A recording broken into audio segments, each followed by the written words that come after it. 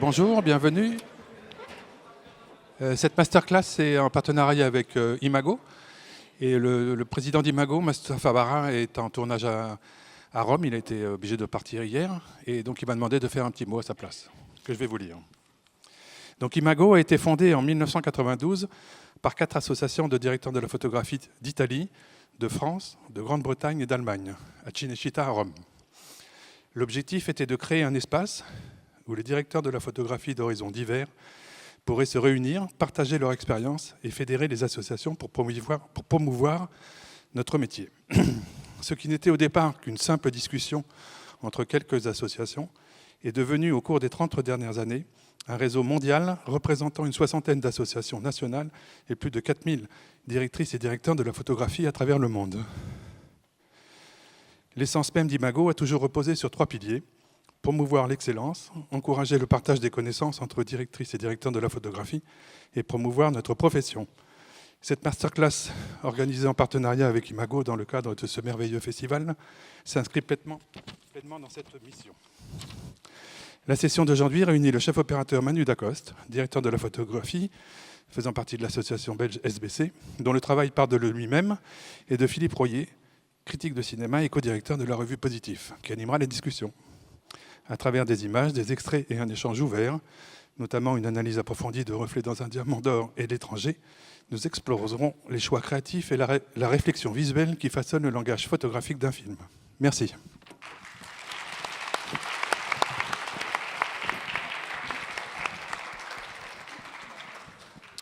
Merci beaucoup Jean-Marie.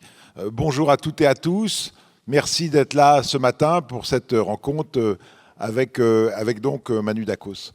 Manu, bonjour. Bonjour. Alors, avant de regarder les premières images, peut-être nous raconter comment tout a commencé, dès l'adolescence en fait. Ouais, donc à 16 ans, j'ai commencé à faire des parodies. Donc mon père avait une caméra vidéo 8. Et le week-end, on faisait des parodies de Hélène et les garçons, je ne sais pas si vous voyez à l'époque, et d'Eric.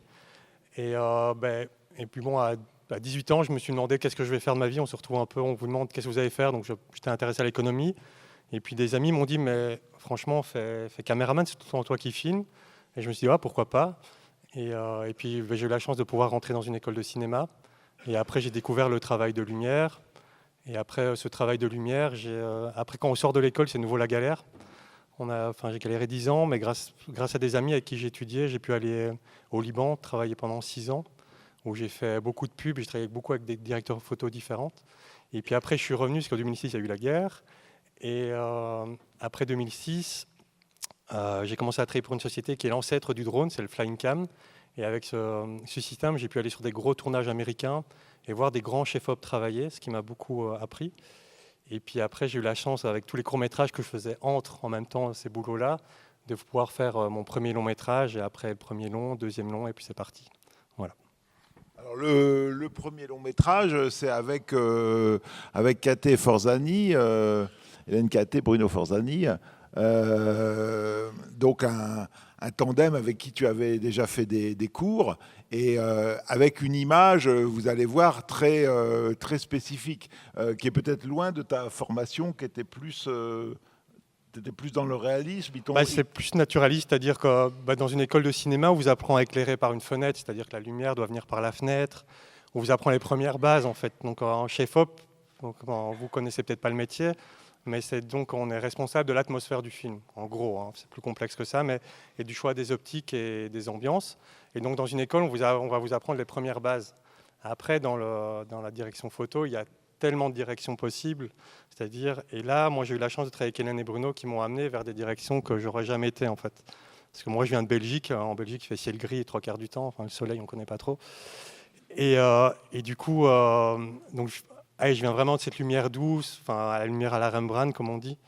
Et avec Hélène et Bruno, ils m'ont amené, eux viennent de Menton, donc du sud, du soleil et tout ça. Donc ils m'ont poussé dans ces directions-là, et en plus du travail de la couleur. Donc ça je le montrerai après.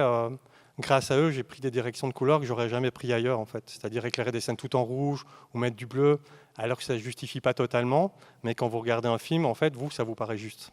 Alors on va peut-être regarder justement un extrait qui va être très parlant de ce premier long métrage qui s'appelle Amer, qui est en 2009.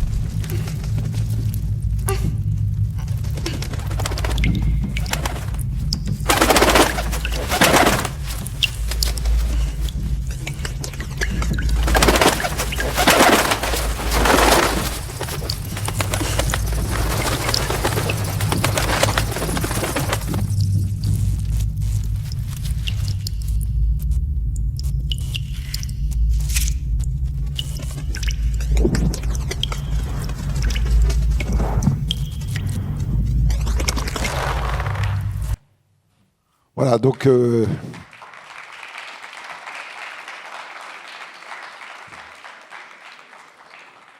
Amer, c'est un film en 3 parties, j'allais dire en 3 segments, qui sont 3 âges de l'héroïne. Là, c'est le premier qui est l'enfance. La référence, je crois, qu'ils t'ont donné, c'était le film, le segment des 3 visages de la peur de Mario Bava, qui s'appelait La goutte d'eau. Vous avez entendu La goutte d'eau. Et donc, la colorimétrie, c'est rouge, c'est bleu, c'est vert, ça vient de chez Bava, c'est ça? Comment ça s'est passé? Ils t'ont montré des films? Alors Bruno Hélène, c'est une longue histoire parce qu'on a commencé à étudier et puis on s'est toujours beaucoup taquiné parce qu'eux, ils adorent tous les réalisateurs que tu as dit, Mario Bava, Argento et tout ça. Et moi, je ne connaissais pas du tout à l'école. J'étais plutôt très film américain. Et du coup, c'est un peu nos 2 mondes qui sont confrontés. Et alors, effectivement, ils m'ont montré des trucs de Suspiria et tout ça. Et puis moi, en les taquinant, je disais, mais le décor, on n'y croit pas. Enfin, je trouvais que ça faisait carton-pâte et tout ça, donc on était très vexés. Mais donc après, c'est nos 2 univers. Et puis en fait, quand même, en regardant Suspiria, je me suis dit, ah ouais, la séquence du taxi, c'est vraiment intéressant, parce qu'il mélange du rouge, du vert, du bleu. Et donc tout ça, voilà, ça m'a inspiré en fait pour le film. Mais du coup, c'est des cinéastes qui font eux-mêmes des essais. Ils arrivent avec un découpage. Le découpage, ils le font avec toi. Comment ça se passe? Alors, Hélène et Bruno, c'est-à-dire, c'est vraiment, ils préparent tout ultra bien. Donc, c'est des gens qui préparent un film pendant 6 mois. C'est-à-dire, vraiment la préparation du découpage, c'est-à-dire pas les repérages et tout ça, vraiment le découpage, c'est-à-dire comment on va monter une séquence, combien de plans il y a en séquence, tout est réfléchi. Donc, ils passent énormément de temps à préparer, à tout dessiner, parfois même à filmer avec des Playmobil ou que sais-je, et faire du montage là-dessus pour arriver à ce genre de séquence, en fait. Donc, il n'y a pas de hasard, tout est vraiment... Parce qu'il faut dire aussi que c'est des tout petits budgets, et avec des films qui, vous avez vu, le résultat est très spectaculaire, mais il y a très peu d'argent, donc ça veut dire qu'il faut une énorme préparation pour savoir exactement ce dont on aura besoin et tourner le plus vite possible. C'est ça, les films de Hélène Bruno, celui-là, la Amer, je crois qu'on l'a fait avec 600 000 €, ce qui était vraiment très peu, et sur 40 jours. Et donc, comme il découpe très précisément, après, on peut vraiment faire le plan de travail, donc c'est l'ordre des scènes de tournage. On peut vraiment bien remplir les journées. Alors parfois, il y a des séquences en fonction des comédiens qu'on tourne en Italie, d'autres à Menton, d'autres en Belgique. Mais ouais, c'est assez précis en fait.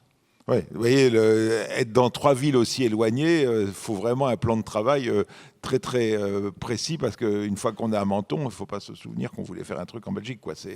Faut vraiment pas.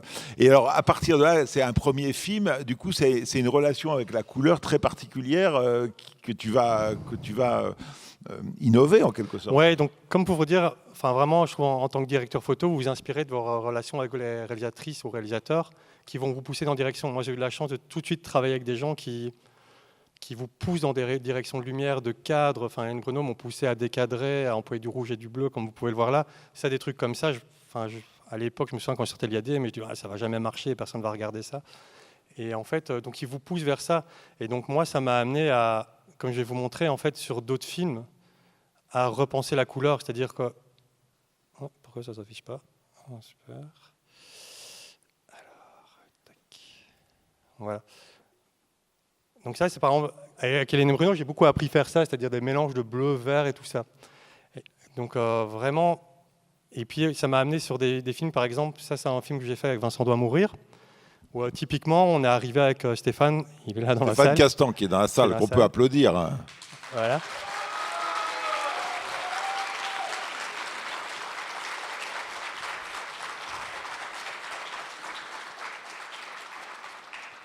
Et avec Stéphane, on cherchait une pompe à essence. Alors on se dit, décor facile à trouver et tout ça. Il y en a plein. On tournait à Lyon, il n'y a que des pompes à essence.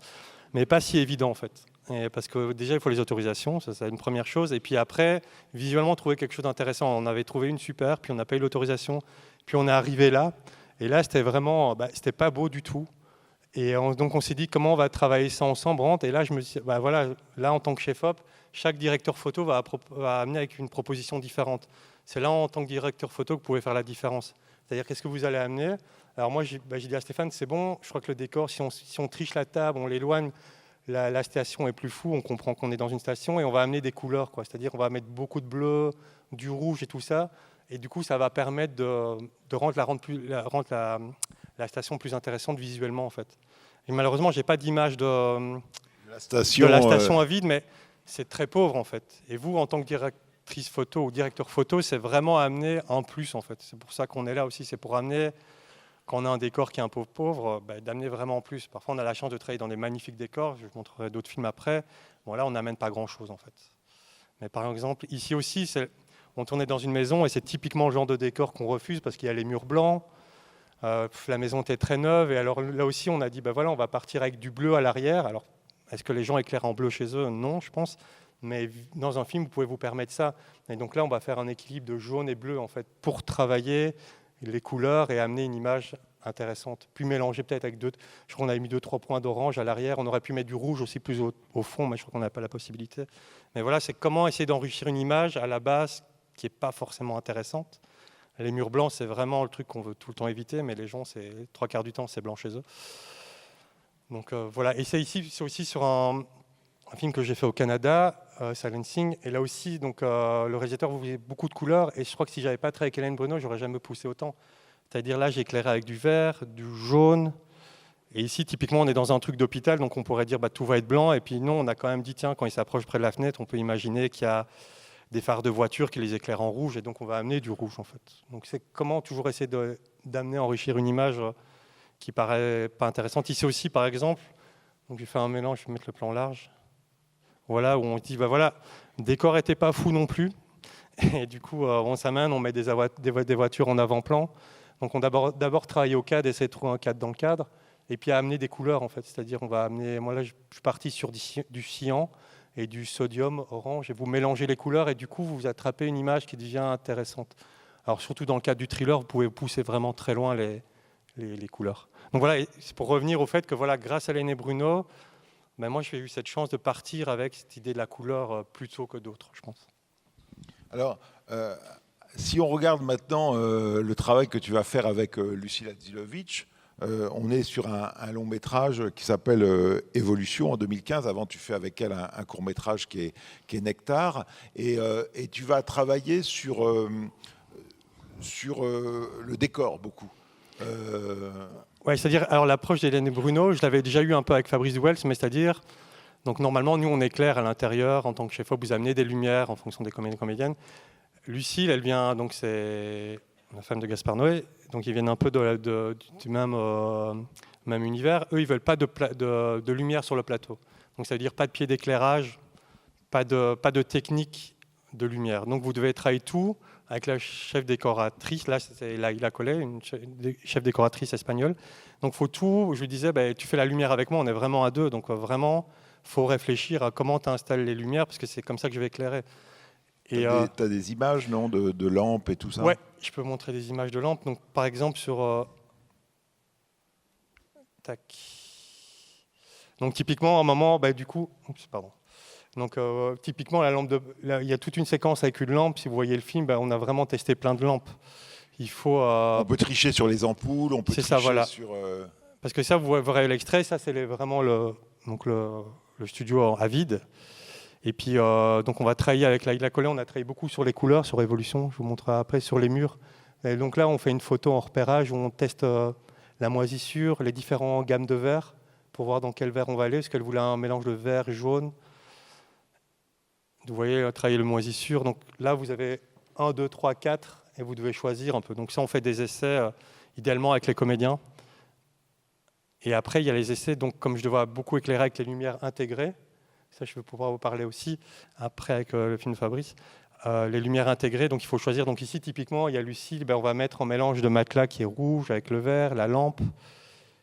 Ici, par exemple, on hésitait beaucoup sur les types de néons. Donc, vous pouvez un néon, est-ce qu'on va prendre un bac à néon comme ça, qui est plus intéressant, ou comme ça ouvert? Tout ça, c'est des éléments visuels qui vont vraiment enrichir votre image. Donc pour ça, vous faites des tests. Ça veut dire que sur un film comme ça, le directeur de la photo, il commence à quel moment de la préparation? Parce que pour intégrer tes demandes à l'intérieur du décor, il faut être là très en amont.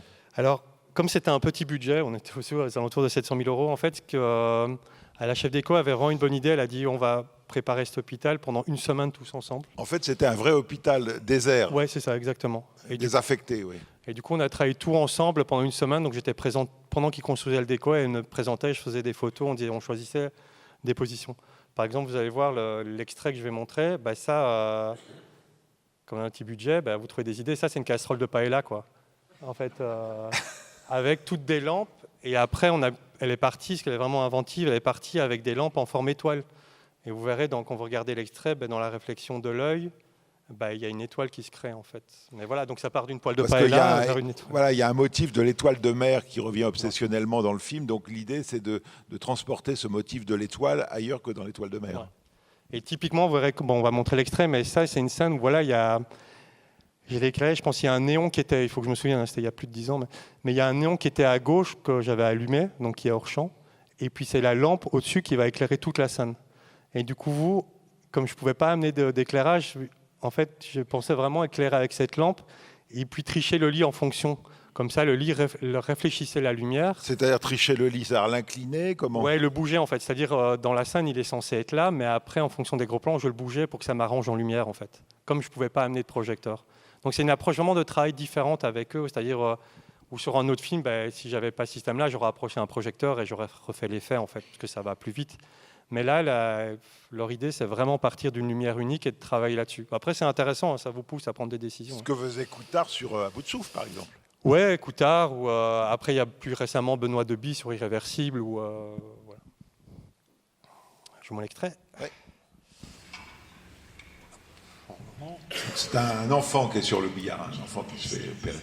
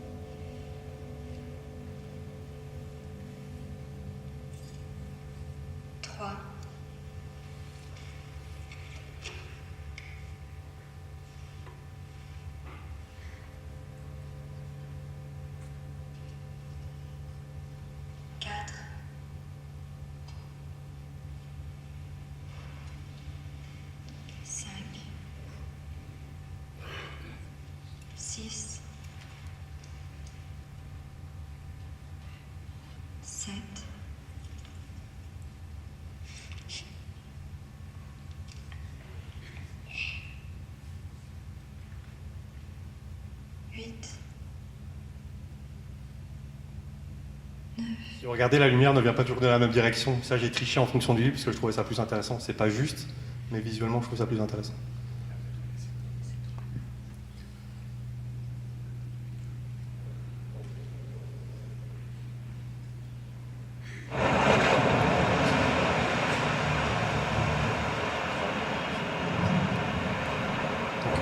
Tu veux ? Ok. Ouais.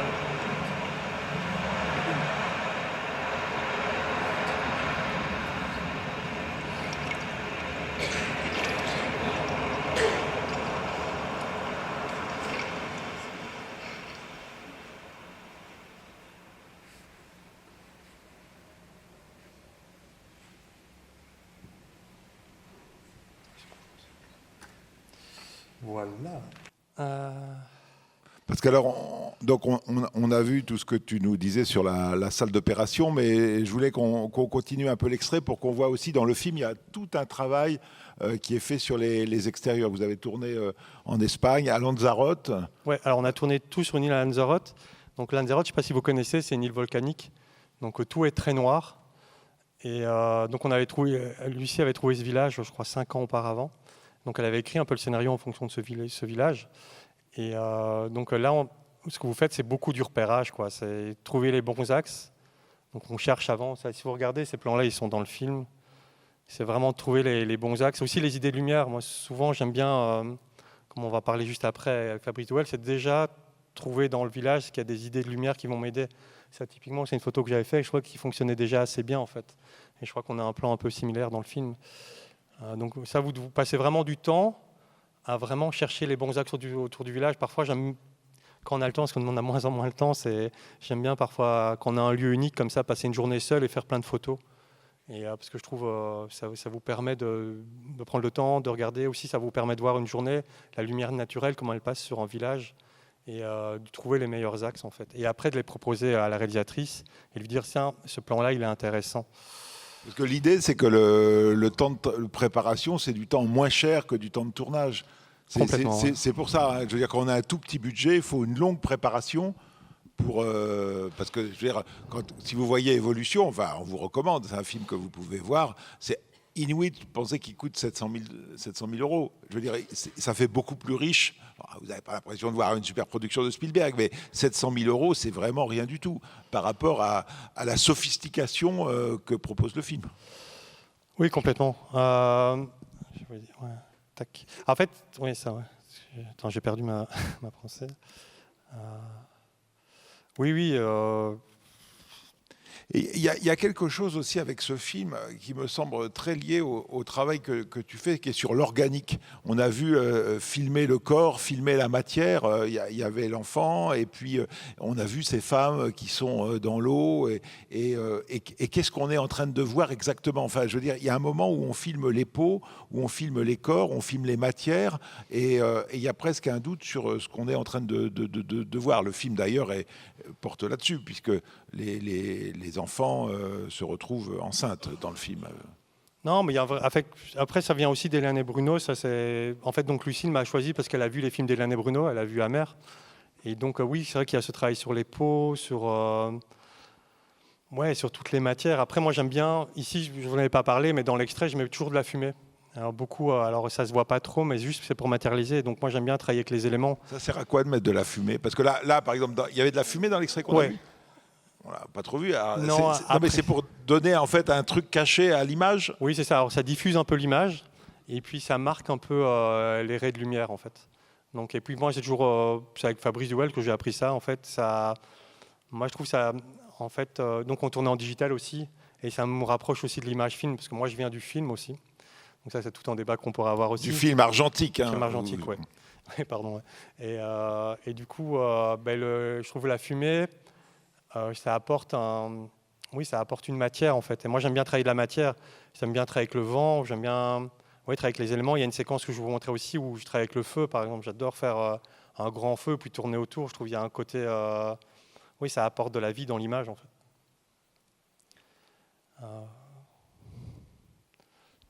Oui, on peut montrer cette séquence avec le feu. Moi, je montre ça avec Fabrice. C'est des gens un peu dénudés. Je ne serais pas choqué. Voilà. Donc c'est comme voilà. C'est facile. Je vais juste montrer une. Crédise mon désir. Donc c'est ici, voilà, ici, c'est un truc que j'aurais pas osé avec Fabrice Duel par exemple. On a fait cette séquence-là et on a éclairé qu'avec le feu. Et puis là, je tournais en pellicule et je jouais beaucoup avec des changements de vitesse de caméra.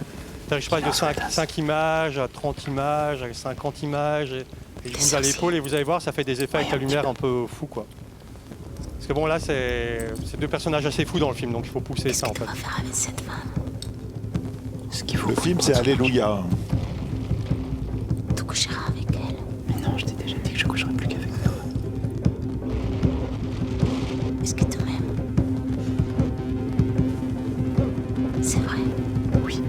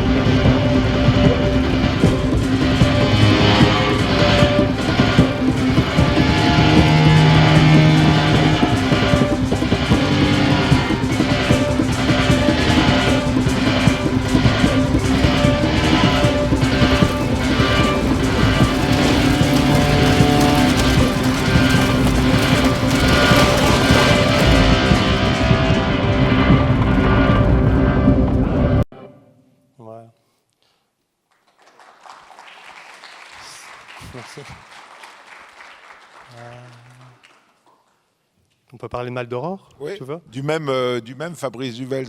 on voulait vous montrer une scène vers la fin du film où justement il y a aussi un incendie. Du feu et là encore l'idée était de filmer sans apport de lumière extérieure. Ouais. Alors ce que moi j'ai beaucoup appris avec chaque réalisatrice ou chaque réalisateur avec qui j'ai travaillé, chaque fois ils m'ont poussé dans une direction et donc ce que j'ai beaucoup appris avec Fabrice, c'est vraiment travailler la lumière intégrée. Donc je sais que j'ai de mes étudiants ici, mais chaque fois je les pousse à l'école à vraiment réfléchir quand ils travaillent une séquence de lumière, à essayer d'intégrer la lumière dans le cadre, parce que ça, c'est mon point de vue, ça enrichit toujours l'image et ça permet de justifier la lumière. Ici, donc, par exemple, c'est une séquence de train qui arrive, on a beaucoup enfumé et on a mis 2 projecteurs sur le train en fait, et toute la séquence est travaillée comme ça. Par exemple, ici aussi, c'est de nouveau, là c'est tourné en fin de journée et tout l'éclairage vient aussi par le train à l'arrière. Là aussi, par exemple, je travaille sur la lumière unique, là, donc c'est à la lampe de poche. Donc, je vais pousser et c'est éclairé qu'avec la lampe de poche. Donc Fabrice, ici c'est une photo de repérage avec lui, c'est typiquement un repérage. On va travailler une lumière intéressante dans un décor et on va vraiment partir de cette image-là, mais on va essayer de rien rajouter, c'est-à-dire vraiment travailler les contrastes là-dessus. En fait. Ici, par exemple, c'est Mal d'Aurore. Là aussi, donc, on a travaillé dans une église et on a arrivé avec cette idée, le chef déco est arrivé avec une croix, et donc on va vraiment partir de la lumière de ça. Et moi, je vais essayer de le moins possible rééclairer par après, en fait. Et de nouveau intégrer ici un néon et ici un néon. Là, typiquement, donc là, avant de tomber du jour, puis il se retrouve dans le bureau. Et de nouveau, là, on va travailler, on va se dire, on va prendre la fenêtre et on va aller chercher cette croix, ce qui va nous permettre de faire des silhouettes ici en avant.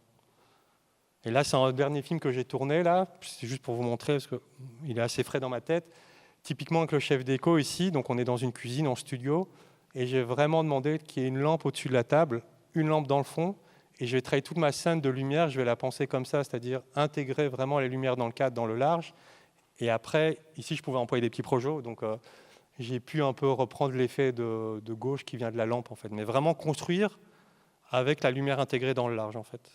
Donc moi, je pousse toujours les jeunes directrices photo ou directeurs photo à travailler de cette manière, c'est toujours justifier à l'intérieur de l'image d'où vient votre source. Ça peut être une fenêtre, ça peut être un projecteur, ça peut être un éclat de soleil, plus comme dans l'étranger, mais vraiment travailler sa lumière comme ça. Et peut-être tu peux nous montrer pour le luxe. Oui, alors je peux montrer, oui, je peux glisser là-dessus. Ça, c'est Mal d'Aurore, c'est une lampe de poche ici, pareil, j'ai fait toute la séquence à la lampe de poche en fait. Sur Silencing aussi, ça revient. Vous voyez, ici aussi, c'est vraiment travailler, hop, lumière là, lumière là. Du coup, tu prends une lampe de poche plus puissante. Ouais, c'est-à-dire que je fais des essais. Donc, comme c'est des éléments importants dans l'image, il faut vraiment. Ça, c'est des essais que vous faites de les lampes de chevet, les lampes de poche. Avec les chefs décoratrices ou chefs décorateurs, je suis vraiment. Là-dessus, je suis tatillon, quoi. Je demande vraiment des essais d'avoir plein de lampes et toujours même d'en retirer. Souvent, quand vous regardez dans les films, il y a toujours trop de lampes dans un salon, en fait. Honnêtement, si vous regardez. Tantôt, on parlait d'Eyes Wide Shut. Moi, je me souviens d'une image. Je me dis, mais putain, il y a 50 lampes de chevet dans la pièce. Mais en même temps, ça marche. Et en fait, moi, c'est vrai qu'un film qui m'a beaucoup marqué, c'est Seven. Et c'est vrai que je trouvais Seven, il y avait vraiment un truc donc David Fincher et Darius Khondji à la lumière, où la lumière était vraiment bien intégrée, quoi. Tu veux que je montre l'extrait de... Non, avant de montrer l'extrait, montrer le travail sur le Simalux. Ah oui, ok. Oui, par exemple, donc... donc comment on travaille avec Fabrice, comme on parle de Fabrice, donc lui il fait souvent, donc il storyboard tout le film, d'accord, donc vous avez un storyboard et donc ça c'est les plans qu'il imagine faire dans le plan. Donc ça il le fait sans toi. Sans moi, c'est vraiment seul, il s'enferme avec un storyboarder pendant 1 mois ou 2 et comme ça il me dit j'ai au moins une cartographie de mon film, je peux le regarder en image et voir déjà si ça fonctionne, les séquences, et puis après on part en repérage. Donc on arrive on doit tourner un cinéma extérieur de nuit, là, comme vous avez vu sur le storyboard, on arrive ça, c'est pas dingue. On va dire, voilà, comment on va essayer d'améliorer ça, donc on se prend un peu la tête. Déjà, on dit, on va le tourner de nuit, pas de jour, parce que comme ça, on va pouvoir mettre des lumières à nous, parce que de jour, c'est pas très beau, c'est pas marquant pour la fin d'un film. Donc vous avez ça, et du coup, je vais vous montrer l'extrait, juste avant de le démarrer. Donc on est parti de se dire, OK, on va le tourner de nuit. On va mouiller la route, comme ça on a les réflexions au sol du bâtiment. On va rétroéclairer le luxe. Et à l'époque, c'était des Kinoflow, donc des projecteurs un peu en forme de néon, où je vais les mettre tout en rouge et je vais mettre une atmosphère tout rouge. Et alors cette séquence-là, dans le film, il n'y a pas les plans du storyboard, on les a tournés, Mais à la fin de la séquence, on s'est dit, on ferait bien un travelling comme ça à la fin. Et du coup, c'est ça qui est monté dans le film. Et du coup, même toute la séquence intérieure est coupée.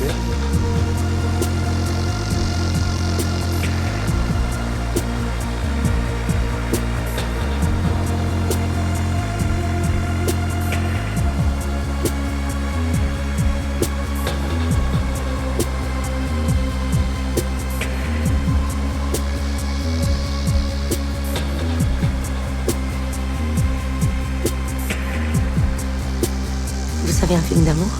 Oui, Est-ce qu'il termine bien? oui, je crois. Des plats, s'il vous plaît. Voilà, donc c'est vraiment, ça je pense que c'est important en tant que directeur photo, directrice photo, c'est vraiment quand vous avez un décor, vous avez vu le décor, il n'est pas fou, c'est essayer d'amener vraiment des éléments photographiques. Donc ça pourrait être, on aurait pu faire de la pluie aussi, on aurait pu mettre beaucoup plus de fumée. Là on est parti sud rouge, tout ça, mais c'est vraiment, je pense que c'est ça qui nous différencie, c'est qu'il y en a qui vont apporter plus, d'autres moins, d'autres choses aussi, enfin voilà. Tac, oh mais attends. Et du coup, on peut regarder un extrait de Mal d'Aurore. Mal d'Aurore, ouais.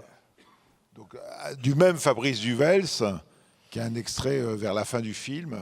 Le personnage est attaqué chez lui et il va s'enfuir dans la forêt. Alors il y a quelques coups de fusil, donc faites attention à vos oreilles, mais voilà, je pense qu'on a bien réglé le son.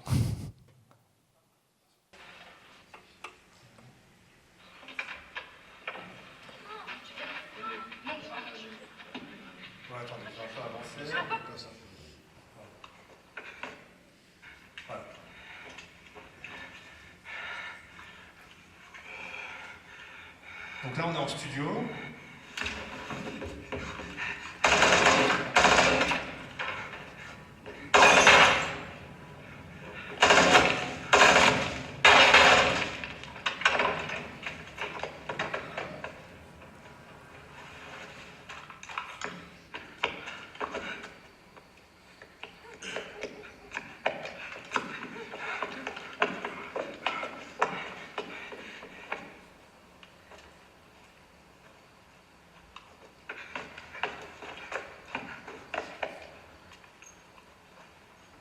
Donc ici, c'est vraiment jouer avec des éléments photographiques. Vous avez lampe de poche, vous avez beaucoup de fumée, du coup ça marche.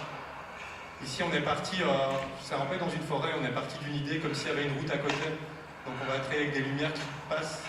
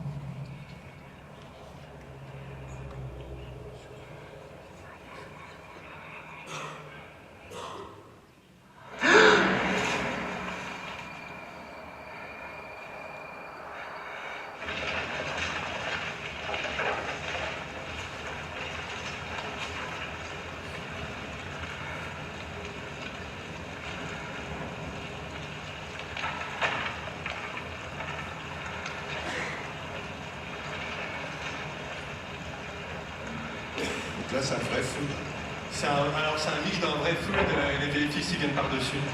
Donc on fait souvent ça, c'est-à-dire qu'on a mis des flammes sur le toit et puis le bâtiment derrière, c'est les VFX. Ça, c'est toujours bonheur de tourner en fin de journée, quoi.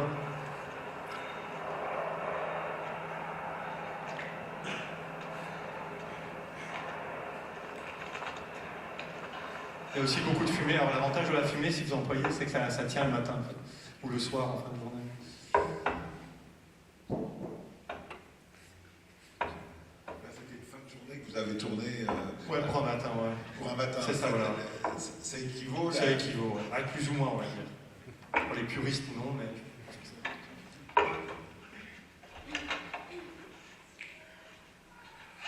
Paul. Paul. Paul.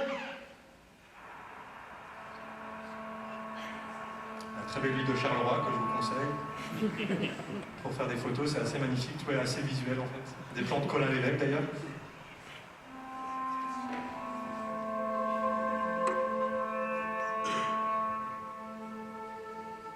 Ouais, parce parce que là, par exemple, là, on est dans un vrai appartement, c'est pas un studio. Complètement.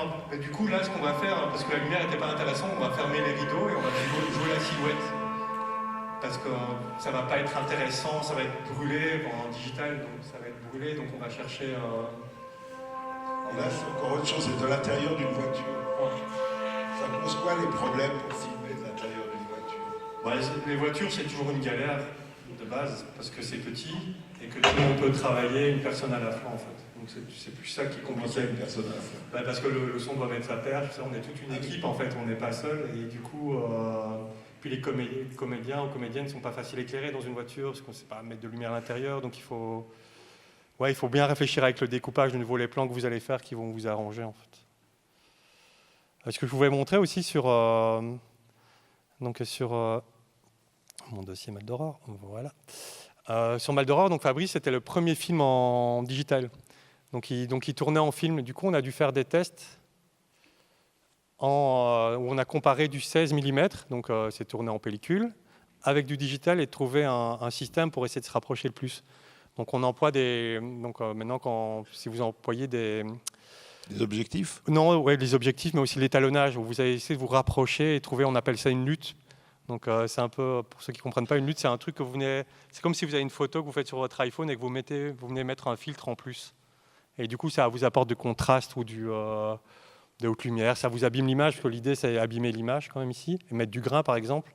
Parce que pourquoi les précédents films ils étaient tournés en 16 ou en 35 et là ils basculent au digital pour des questions économiques ou? Alors non, il venait de faire juste un documentaire avant où il avait tourné en digital et il s'est dit ça m'offre plein de liberté et on va y aller. Alors il est toujours accroché au film, mais ce film-là aussi il y avait une question de budget, il voulait tourner des longues prises et du coup en pellicule c'était pas possible. Oui, parce que l'avantage du digital par exemple c'est on a besoin de moins d'éclairage, on peut tourner des longues prises parce qu'on a une carte qu'on met dans la caméra et on peut laisser durer. C'est ça les avantages. Après je trouve moi je viens du film et le film c'est plus strict comme manière de travailler. Et moi j'aime bien, j'essaie de garder encore ça en fait, parce que je sais que parfois il y a des réalisatrices ou réalisateurs qui laissent tourner la caméra non-stop et on désacralise le moment de la prise en quelque sorte. Un peu, ouais, on peut dire ça. Ouais. Après, je suis pas non plus sûr de sacraliser, mais après la pellicule, ce qu'il y a, c'est que c'est très dur, mais quand vous arrivez à la fin du film et que vous vous retrouvez dans la salle d'étalonnage, donc c'est le moment où vous allez prendre toutes les images et les mettre ensemble et que tous les niveaux de noir sont aux mêmes, les niveaux de haute lumière, pour vous, ça vous choque pas d'une séquence à une autre, parce qu'il y a toujours des moments, il y a soleil, pas soleil, on essaie de tout égaliser. Et là, quand vous arrivez là avec la pellicule, c'est toujours une belle surprise. C'est toujours... Moi, quand j'étalonnais un film, par exemple, en digital, c'est 10-15 jours. En pellicule, c'est 5 jours. Ça va assez vite parce que c'est tout de suite beau, on a tout de suite le look. Les peaux sont plus belles, les couleurs sont plus belles, mais après, c'est mon goût personnel. Hein. Enfin, il vient de là aussi. Donc là, on va avoir des essais comparés en 16 et en digital. Ouais. Alors, le truc pour voir la différence, c'est que le 16, c'est un plus petit capteur, donc vous avez plus de profondeur de champ. Mais par exemple, voilà, là, on avait été tourné dans les décors du film avec le régisseur. Donc là, on est en 16 ? Là, on est en 16, ouais. On le voit, en fait, il y a des trucs, hein, on peut y voir les petits accidents comme ça qui viennent.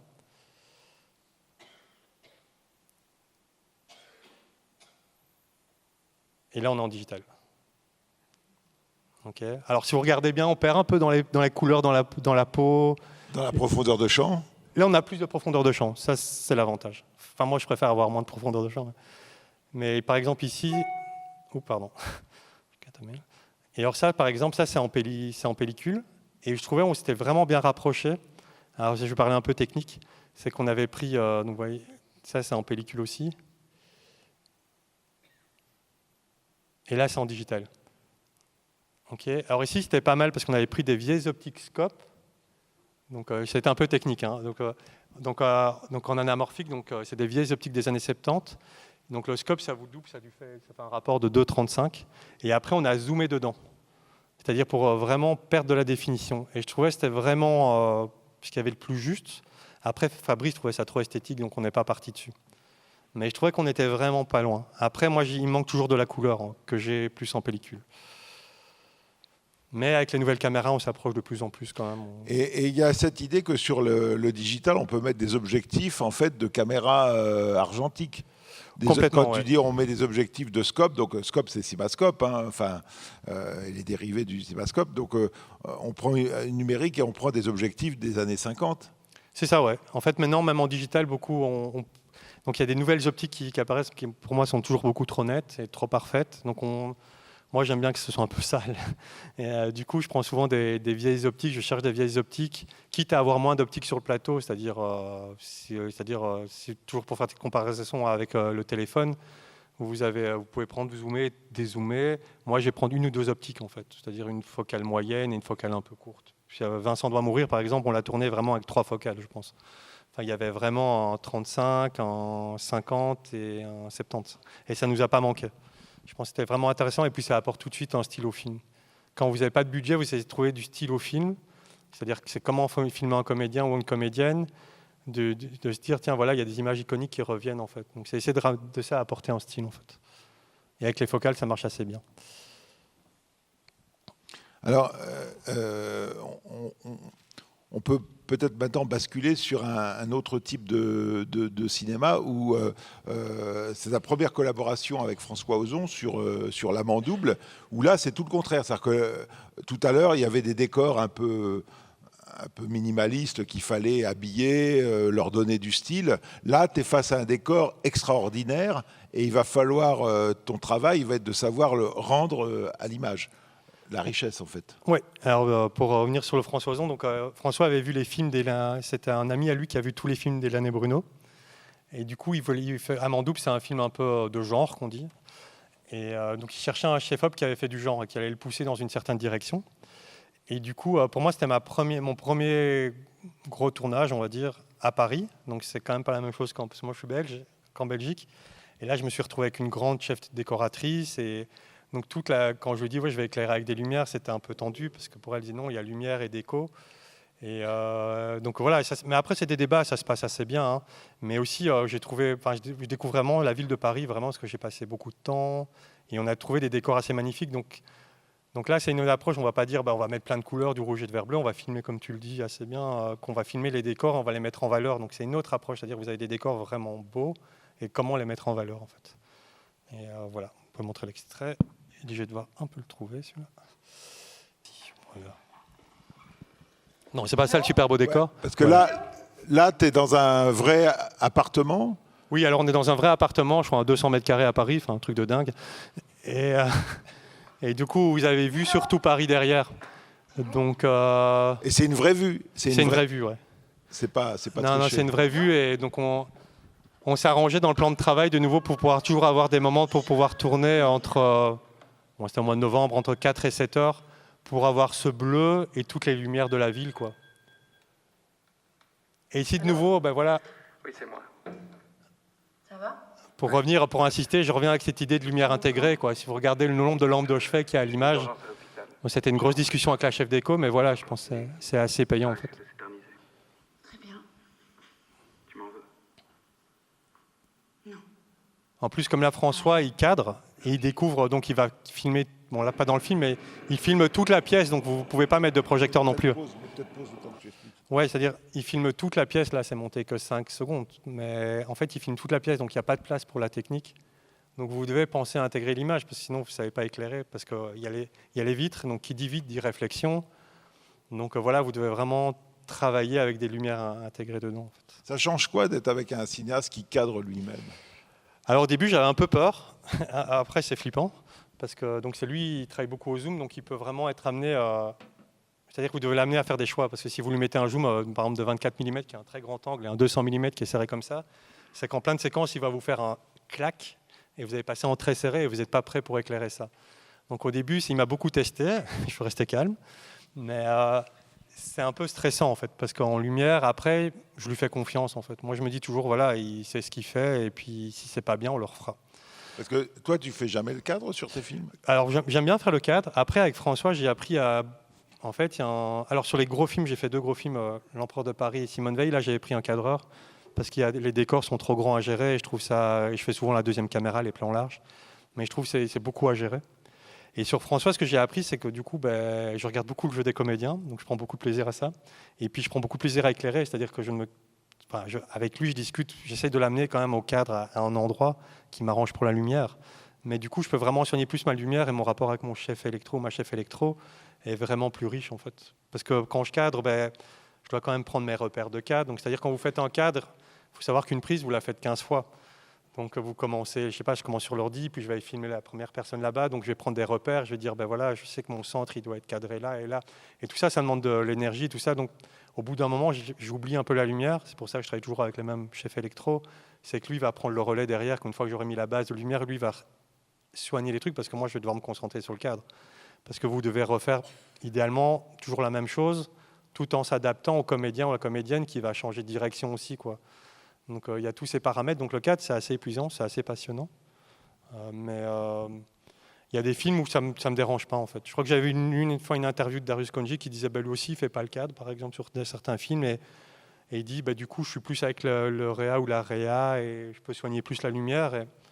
Donc j'aime bien faire les deux, en fait. Il y a des films, genre Vincent doit mourir, j'ai adoré le cadrer, par exemple, parce que je voulais vraiment le cadrer, parce que je me disais, voilà, c'est un film où j'ai envie de le cadrer, c'est à l'épaule, j'ai pas envie de passer du temps à expliquer le cadre, mais il y a d'autres films, L'Empereur de Paris, ça me dérangeait pas de pas le cadrer, en fait, parce qu'il y avait tellement de grands décors, et puis il fallait gérer les comédiens, comédiennes, enfin, il y avait plein de choses à gérer, donc quand vous faites et là, c'était un long film, c'était 12 semaines, donc c'est fatigant, un film, vous faites quand même 12 heures par jour, avec les réunions après et tout, donc parfois, il faut savoir se détacher, je pense.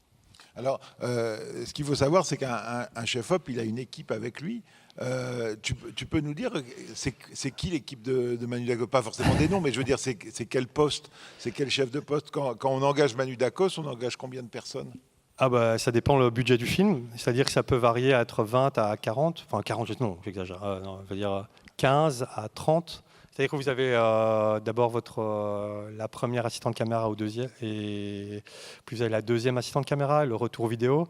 Maintenant, moi, en assistant caméra, j'essaie toujours qu'ils soient 4, parce que je trouve que c'est eux qui doivent courir de plus en plus avec le retour vidéo. Donc j'essaie toujours d'avoir 4 personnes à la caméra. Puis vous avez une ou un chef électro. Et puis vous avez, en fonction du budget, 2 électros ou 4 électros ou 5 électros. J'ai déjà eu sur certains décors 10 électros.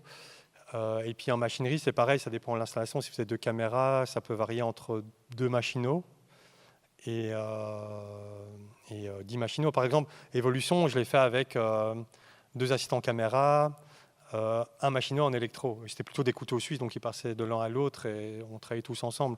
L'Empereur de Paris, qui est un plus gros truc, je sais que j'avais une base de 5 machinaux et de 7 électros. Et en caméra, ils étaient 5 aussi. Donc, enfin, voilà. Après, moi, j'aime bien travailler avec des grosses équipes, c'est assez plaisant. Mais après, c'est très lent, quoi. Quand vous voulez bouger des choses, puis vous devez gérer les égos. Enfin, il y a plein de choses à gérer dans une équipe, en fait. Après, c'est pour ça qu'on travaille toujours avec les mêmes quand on est content du travail. Là, dernièrement, j'ai fait un film où j'ai pas pu avoir toute l'équipe que je voulais.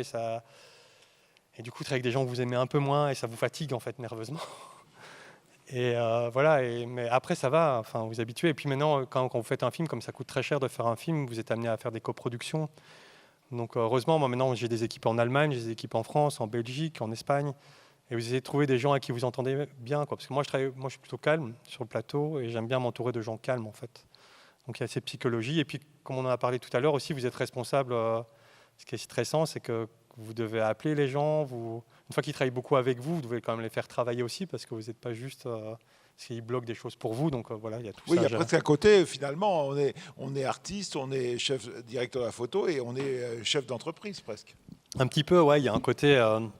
Après, c'est ça que je pense la clé, c'est de trouver les gens bien autour de vous, en fait. Et une fois que vous avez trouvé votre crew, ouais, c'est bien parce que vous êtes en confiance et je pense que tous les réalisatrices ou réalisateurs font ça aussi. À un moment, ils essaient de travailler avec les mêmes personnes. C'est parce qu'ils n'ont pas envie d'être jugés sur leur comportement. Enfin, leur comportement, je veux dire, leur manière de travailler. Parce que sur un film, vous pouvez vous emballer, vous pouvez redescendre. Et en fait, vous avez besoin de gens qui vous comprennent et qui sont tout le temps avec vous, en fait. C'est pour ça que souvent les équipes sont les mêmes, en fait. Alors, on va peut-être voir la suite de l'extrait maintenant avec un autre type de décor. Ouais. Mais qui a aussi un décor naturel.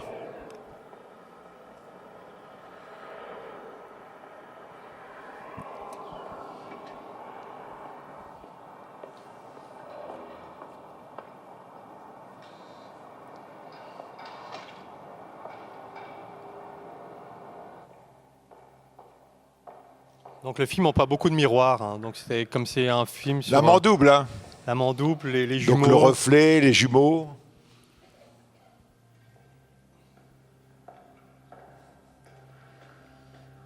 Il y a ce décor d'escalier qui est assez extraordinaire aussi. Ouais. Ça, c'est à Paris, quoi. Vous passez des bâtiments et vous rentrez dedans et c'est magnifique, en fait. Enfin, c'est assez...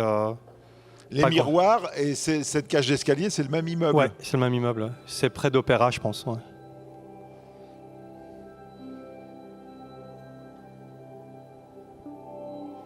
Et là, on ne touche pas à l'éclairage. Non, l'éclairage, il est déjà de base bien, en fait. Et de nouveau, photos de repérage. On peut montrer un peu, parler de repérage après encore.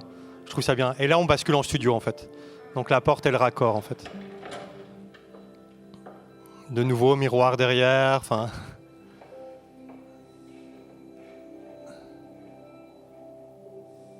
Ici, c'est aussi quelque chose que j'aime bien faire en lumière, c'est avoir différentes températures de couleurs. C'est-à-dire vous avez quelque chose de froid et du chaud. J'aime bien mélanger le froid, le chaud. Ça...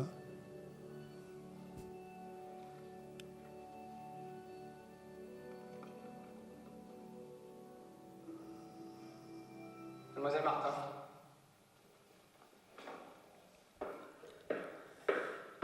Là, il y a tout un travail sur le flou de Jérémy Régnier parce qu'on ne veut pas tout de suite reconnaître que c'est son double, en fait, son frère jumeau.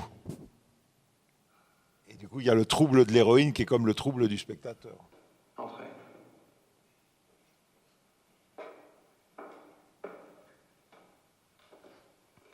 Et là encore, il y a un travail sur le décor pour trouver parce que la gémellité des fauteuils, en fait.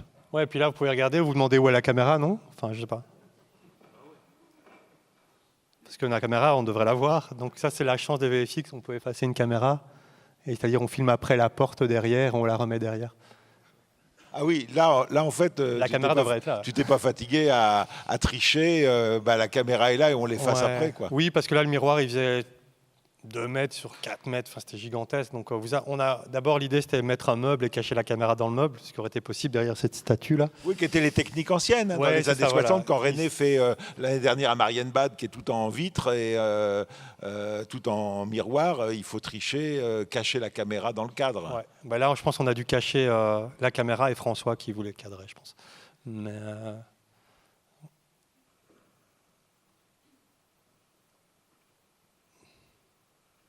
Ça vous arrive souvent? Quoi? Votre petit malaise? Non. Sauf dans certaines circonstances. Ici, c'est un travail intéressant avec le costume. Je vais mettre une petite pause. C'est que donc c'est une histoire de jumeaux. Donc lui est un jumeau et donc son frère est beaucoup habillé clair et lui on l'a beaucoup habillé sombre. Et c'était une de mes demandes aussi parce que tous les murs étaient clairs. Ça, il faut savoir, typiquement, quand vous éclairez, j'ai déjà éclairé des gens comme Adjani et Isabelle Huppert, quand vous éclairez des gens comme ça, vous savez que vous allez devoir mettre beaucoup de lumière en face, on dit. Pourquoi c'est quoi des gens comme ça? C'est-à-dire des stars, des femmes, des... Non, alors ça peut être des hommes aussi ou des femmes, c'est pas... mais vous savez qu'en fait, eux se connaissent tellement bien qu'ils veulent, c'est eux qui décident un peu la lumière. Donc ça sert à rien de lutter, en fait. Moi, quand je suis face à ça, je lutte pas parce que je sais que... Ouais, elles connaissent mieux leur visage que moi. Et que... Donc vous allez mettre moi j'appelle ça la banquise derrière la caméra, vous mettez un grand drap blanc. Et après, du coup, ça réduit la tension parce que si vous essayez de travailler comme j'ai éclairé mon premier film Amer, si j'arrive sur Amer et j'éclaire Isabelle Huppert comme ça, le lendemain, je ne suis pas là, je pense. Mais, et puis ça va mettre une tension et personne ne va gagner quelque chose en fait, donc ça n'a pas d'intérêt. Et de toute façon, Isabelle Huppert, elle a un grand miroir, donc elle se regarde et elle connaît très bien la lumière. Donc c'est... et Adjani, c'était assez passionnant parce qu'elle adore la lumière. Puis son ex-mari était Bruno Neuten, qui est un chef-op que j'adore. Et du coup, on a beaucoup discuté de ça. Et donc, ça devient un rapport. Et donc, vous éclairez d'où? Mais pour revenir sur la première, donc vous savez que vous allez mettre beaucoup de lumière. Donc ici, on va faire l'opposé de ça. On va prendre des décors très sombres. C'est-à-dire que si vous vous retrouvez à des situations comme ça, vous allez ramener beaucoup de lumière parce que vous n'aurez pas le choix.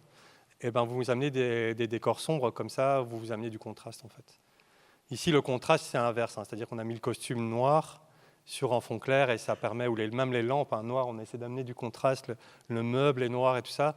Et tout ça, c'est des discussions que vous avez avec, là, c'était la chef décoratrice, vraiment amener du contraste. Si le costume était blanc et blanc, l'image serait moins intéressante, je pense. Oui, donc ça veut dire qu'on travaille, parce que déjà, au départ, il y a François Ozon, donc le réalisateur qui a des envies. Et en fait, il faut faire des réunions de travail où il y a les costumes, le décor, le réalisateur et le chef-op pour que chacun dise oui, mais moi j'ai besoin de ça, moi je voudrais ça. Ouais. Alors ça je peux vous montrer, ça vient beaucoup du repérage. En fait, avec François, ce que j'ai appris avec François, c'est qu'il a des idées très précises sur des corps.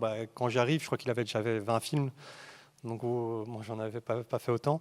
Donc vous êtes face à un réalisateur qui a beaucoup d'expérience, donc vous le suivez, vous faites confiance. Mais il m'a quand même impressionné à mon double, c'était vraiment le goût en fait. Il a un goût assez élevé. C'est une chose qu'on ne parle pas assez, hein, directrice photo ou directeur photo, c'est votre goût en fait. Ce qui est important, votre éducation, vous avez beau faire une école, c'est développer le goût pour les belles choses, ou ça peut être par la peinture, ça peut être par la photo, ça peut être par même des photos en rue, vous dites, ah voilà, tiens, la personne là, comment elle est habillée, avec ce qui se passe derrière en lumière, c'est intéressant. Il faut enregistrer toutes les lumières. De nouveau, j'avais lu une interview de Darius Khondji qui parlait de ça, qui disait, l'école, c'est pas si important, voyager, regarder des lumières, regarder des couleurs, aller en Inde, c'est ultra coloré, aller aux États-Unis, il faut voyager et se cultiver. Après, la France est un pays magnifique, vous avez des paysages magnifiques. Déjà en France, si vous voyagez en France, vous allez pouvoir aller à la montagne, à la mer, et la lumière n'est pas la même. Et tout ça, c'est des sources d'inspiration, en fait. Je me suis un peu égaré, mais alors voilà. Mais pour parler des repérages, je vais de nouveau revenir sur Vincent doit mourir, parce que voilà, ça c'est un travail de repérage. Voilà, avec Stéphane, on va sur les décors, on trouve cette maison magnifique. Et voilà, donc ça c'est un plan par exemple que je fais en repérage, et puis voilà le plan dans le film, donc il est assez proche. Vous voyez, mais c'est des trucs que je vais proposer à Stéphane. Je dis, ça c'est intéressant, on l'a fait en jour, je ne l'ai pas retrouvé, mais on l'a fait en jour. Ou par exemple, on tombe sur des paysages comme ça, et il dit, la fosse, si vous avez vu le film, il y a une bagarre dans la boue, là, et on va faire la fosse là, parce que tout le paysage et la profondeur est intéressant. Donc là, on va faire ce plan-là, par exemple. La route aussi, donc tout ça, vous venez en avant, et après, c'est des plans qui sont dans le film, en fait. Donc c'est vraiment un travail en amont, et après, ça vous permet de discuter. Donc vous faites des photos et après c'est un sujet de discussion et là on va dire tiens on peut changer le costume et tout ça. Donc, par exemple ça c'est un décor qu'on trouve en repérage qui est assez dingue et que Stéphane avait trouvé et du coup on y va et voilà donc on va faire on voit ça, moi je repère ça aussi en repérage. Je me dis ça peut être un bel arrière-plan à un moment et du coup on va faire le plan du film comme ça et puis le gros plan on va tricher la voiture pour avoir ça derrière en arrière-plan et tout ça arrive grâce au repérage quoi. Donc c'est vraiment, si j'ai un conseil, c'est vraiment le repérage. Par exemple ici, ça c'était le film au Canada. Donc vous voyez, ça je fais un plan comme ça, puis je le montre au réa et ça c'est le plan du film. Ça c'est un plan en repérage. Donc moi je préfère, je fais des merde, pourquoi il y a ça qui apparaît. Et il y a des petites notes, je mets des petites notes. Comment ça, des petites notes? Là je vais mettre un Astera, donc c'est un projecteur en néon qu'on peut changer la couleur. Ça je trouvais ça intéressant, ça je vais intéressant. Là j'ai mis 4 Astera Red, voilà. Et donc, c'est toutes des petites notes pour moi en lumière. Et après, ça, c'est le plan du film, quoi. Là aussi, vous arrivez dans un décor qui n'est pas si dingue, mais vous dites, tiens, il y a quand même un élément photographique qui est super intéressant. C'est le plafond, quoi. Si vous regardez le plafond, tout le plafond avec le néon, plafond qui brille. Moi, j'adore les choses qui brillent. Souvent, un grand débat avec les chefs décorateurs et décoratrices en France. Mais, pourquoi? Parce qu'il y en a qui préfèrent le mat. Après, c'est toujours un débat. Après, maintenant, je trouve que les nouvelles générations sont plus ouvertes que les anciennes.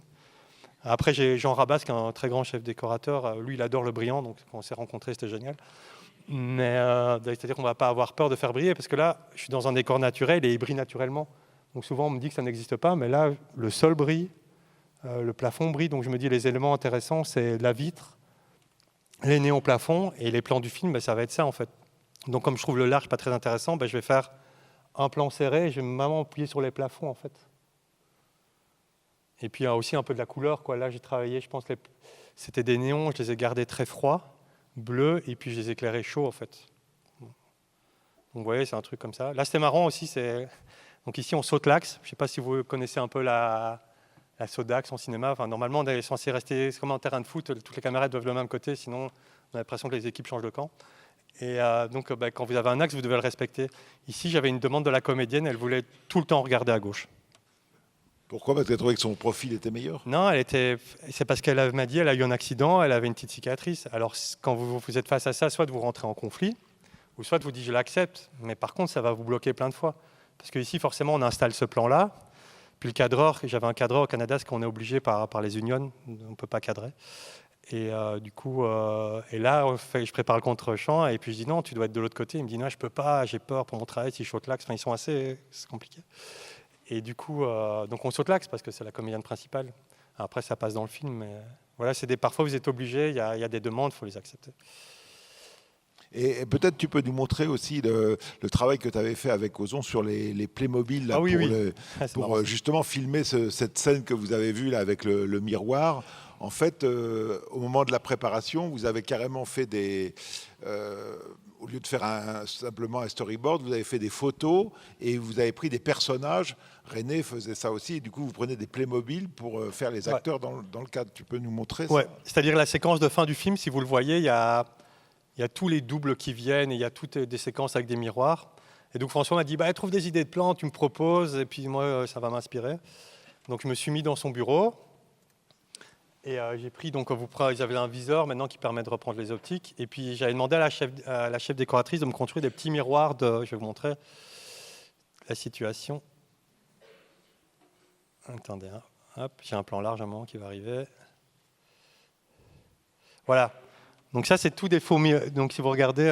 Regardez la tasse à café. Tasse à café, c'est la caméra. OK. Ça, c'est tous des miroirs que j'ai fait construire, des petits, et vous mettez les personnages. Donc ça vous donne ça comme image. Vous avez un reflet là, un double reflet là, là et là. Après, il faut trouver, c'est très dur de dire qu'est-ce qui est vrai et qu'est-ce qui est faux. Enfin, je veux dire, qu'est-ce qui est le reflet, qu'est-ce qui est vrai en fait. Voilà. C'est ça, voilà. C'était une des inspirations complètement de la Dame de Shanghai en fait. Ouais. Et donc on s'est inspiré de ça. Et puis après, c'est assez fou parce que dans la Dame de Shanghai, pour l'avoir analysé beaucoup, il y a même des photos en fait. C'est-à-dire, parce que je dis, tiens, ce plan-là, c'est pas possible. Mais après, si vous regardez bien, c'est des photos en fait. Donc il y a d'autres techniques. Donc ça, c'est pas mal. C'est assez amusant quand vous avez le temps en préparation de passer un peu de temps.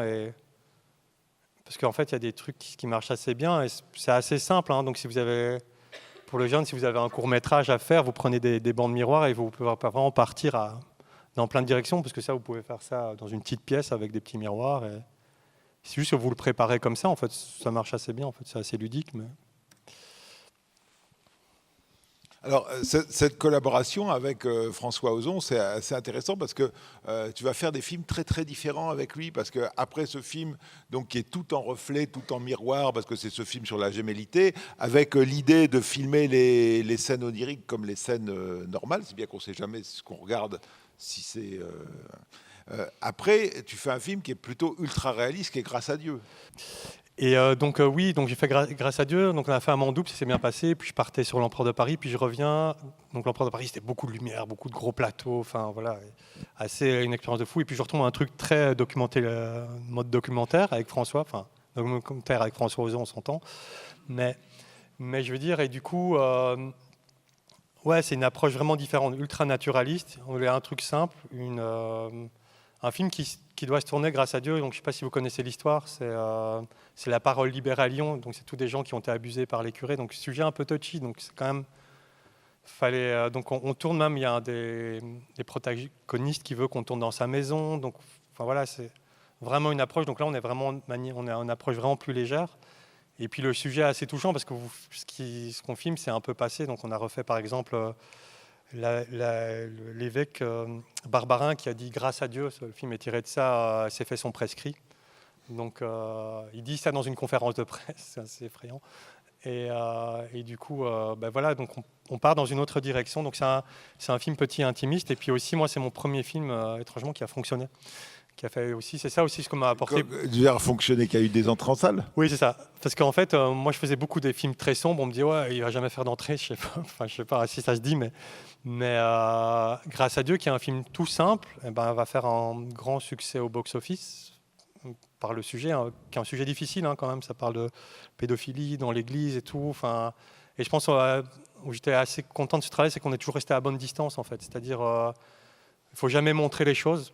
On ne peut pas montrer ça. Et je veux dire, mais après, c'est trouvé, on a quand même fait, on a un enfant qui va s'asseoir vers un curé, on a coupé, on a mis un peu de rouge.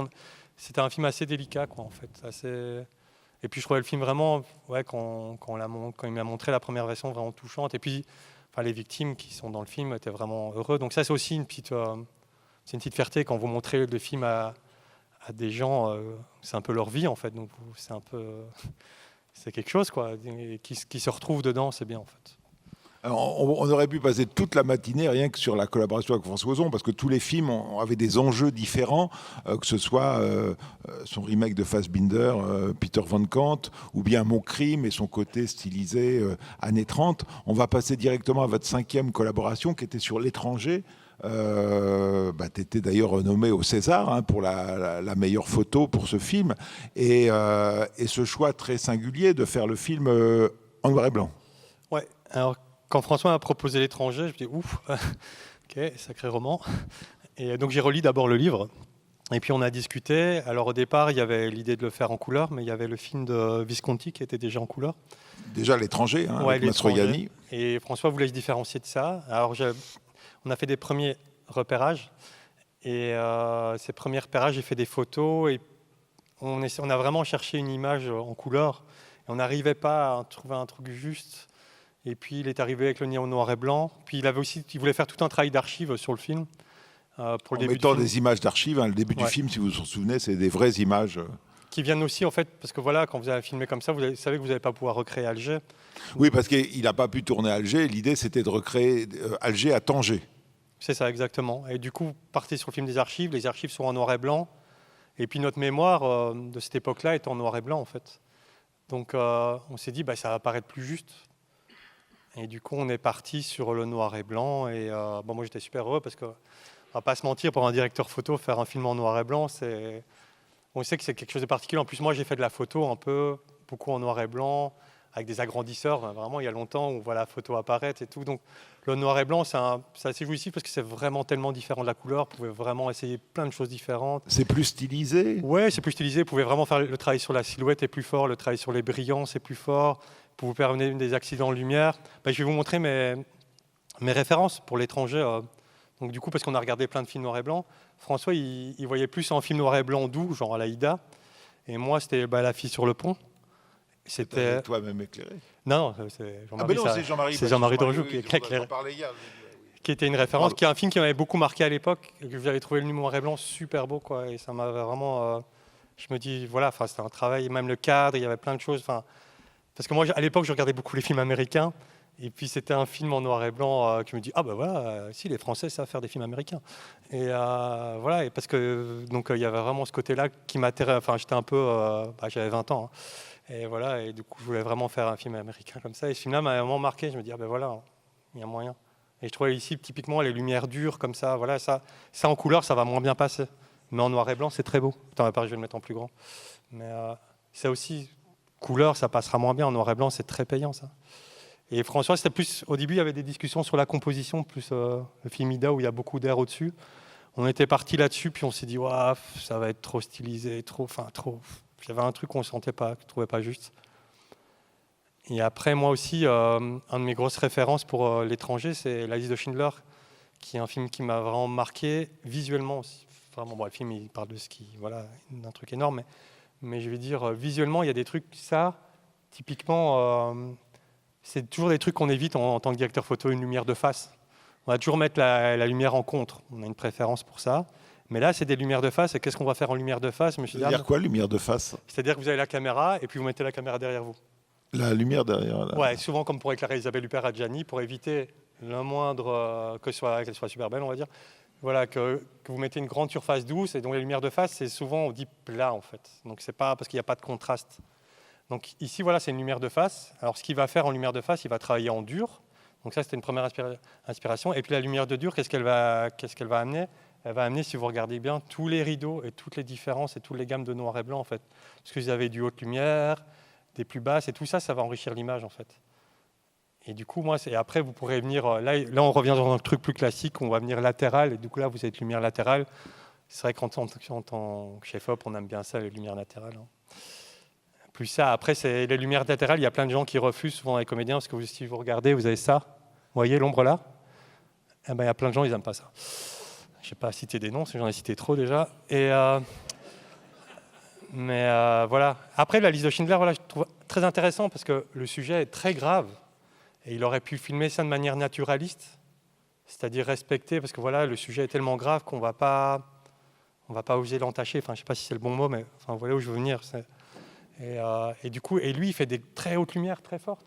Enfin, en Pologne, à cette époque-là, il n'y avait pas du soleil comme ça, en fait. Et il se permet ça, en fait. Et je trouve que ça amène le film encore plus haut, en fait. Et vous voyez, ça, c'est typiquement des accidents en noir et blanc. Là, si vous regardez le plan d'avant, la lumière, elle vient comme ça sur elle. Ils sont en intérieur, il n'y a pas de fenêtre, mais en noir et blanc, on peut se permettre ce genre d'accident dans l'arrière-plan, qui va enrichir l'image, en fait, qui est une lumière dure au sol. Et Kaminski, c'est un chef-op vraiment que j'adore. Enfin, tous ces films, je vous conseille de les regarder à la lumière. Toute sa collaboration à Spielberg, c'est toujours... il y a toujours des trucs à prendre, quoi. Enfin, vous regardez la mise en place, le cadre. Enfin, dans ce film-là, il y a 50 mises en place de cadres, c'est super intéressant. Donc, moi, je vous pousse les jeunes à analyser le film. Vous pouvez le regarder, vous avez un coup de foudre, et après, si vous aimez la lumière, vous regardez le film ou le cadre ou le jeu, et analysez, quoi. Regardez, dire pourquoi ça me plaît. Moi, j'ai beaucoup appris mon métier comme ça. Et du coup, c'est en analysant, en regardant les images. Et ici, beaucoup, c'est un extrait que j'ai Eisenstein, je l'ai beaucoup regardé avant l'étranger. Alors François trouvait ça trop contraste, il dit non, c'est trop violent, on ne peut pas faire ça. Mais voilà, on s'est quand même dirigé vers ça. Typiquement ça aussi, en lumière dure, vous avez des trucs dans les yeux qui se passent.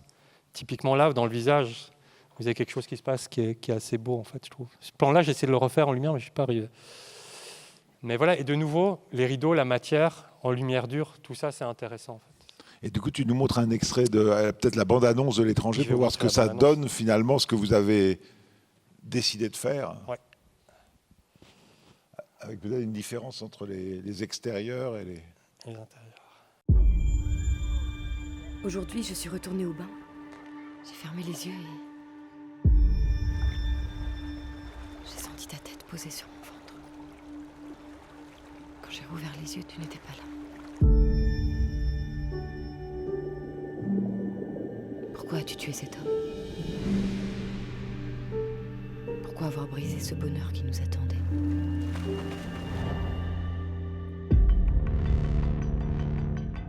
Vous portez en vous le poids d'un péché dont il faut vous débarrasser.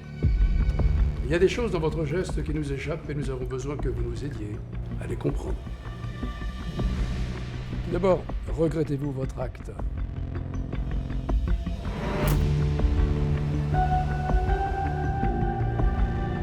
Pourquoi étiez-vous armé d'un revolver? Et pourquoi revenir vers cet endroit précisément? Moi aussi, je me demande parfois si je t'aime. T'es bizarre, pas comme les autres.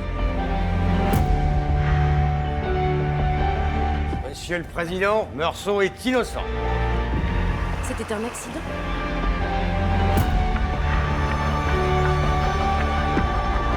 Avez-vous vu Monsieur Meursault pleurer? Mais l'avez-vous vu qu'il ne pleurait pas?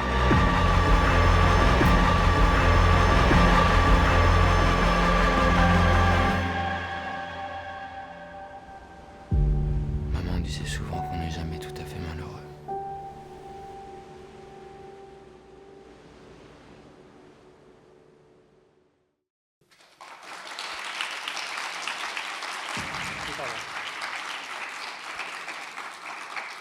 Alors là, il y avait vraiment l'idée de écraser de soleil.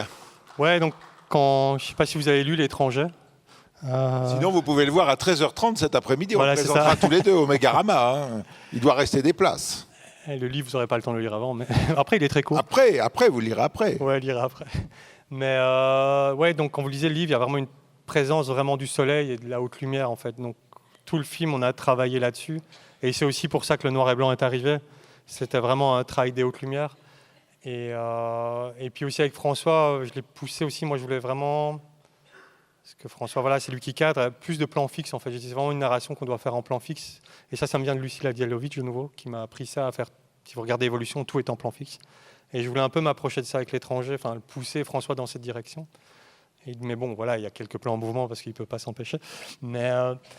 Donc voilà, oui, c'est un chouette travail. Enfin, j'ai pris vraiment beaucoup de bonheur à éclairer ce film, en fait. Parce que c'est la première fois où je me dis, tiens, où je travaille tant en lumière dure, en fait. Et en fait, j'avais jamais fait ça. C'est vraiment... Enfin, des films que j'aurais pu montrer aussi, c'est le travail de Clint Eastwood et de son chef-op Tom Stern, qui travaille beaucoup en lumière dure. Et en fait, c'était aussi une de mes inspirations, où c'est beaucoup de la lumière dure. Et en fait, ça fait peur au début de travailler en lumière dure, parce que sur les visages, ça peut être violent. Mais après, ça vous apporte plein de choses, qu'il y a beaucoup de lumière qui rentre, il y a des accidents qui se passent. dans les tissus, comme je vous ai montré, dans les murs, dans les réflexions. Là, par exemple, sur le plan, quand je vois le plan, il y a une double image qui se crée parce qu'il y a le soleil qui tape dans la mer, qui renvoie. Et alors, la double image, on l'a laissée parce qu'on trouvait ça intéressant. Donc voilà, travailler à la lumière dure, en tant que chef-op, je vous conseille vraiment de le faire sur un film, de vraiment parfois de tenter ça, en fait. Parce que c'est vrai qu'en digital, on nous a poussé plus à travailler en lumière douce, qu'au début, la lumière dure, ça passait vraiment très mal avec le digital. Encore maintenant, dans certains moments, mais je pense... alors qu'en film, ça passe très bien. Voilà. Alors, on va passer... mais avant de passer la parole à la salle, juste un tout petit truc, parce qu'en fait, L'étranger, il faut bien que vous compreniez tous que, en fait, vous l'avez tourné en couleur. Bien sûr, ouais. Donc le digital enregistre en couleur. Après, François, dans son retour, avait une image en noir et blanc. Et sur le moniteur, moi, pour éclairer, j'avais un retour en noir et blanc. Alors voilà, on va peut-être maintenant vous laisser la parole. Je pense qu'il y a des micros qui vont circuler. Voilà. Donc vous levez la main et voilà. Je vois déjà une question ici.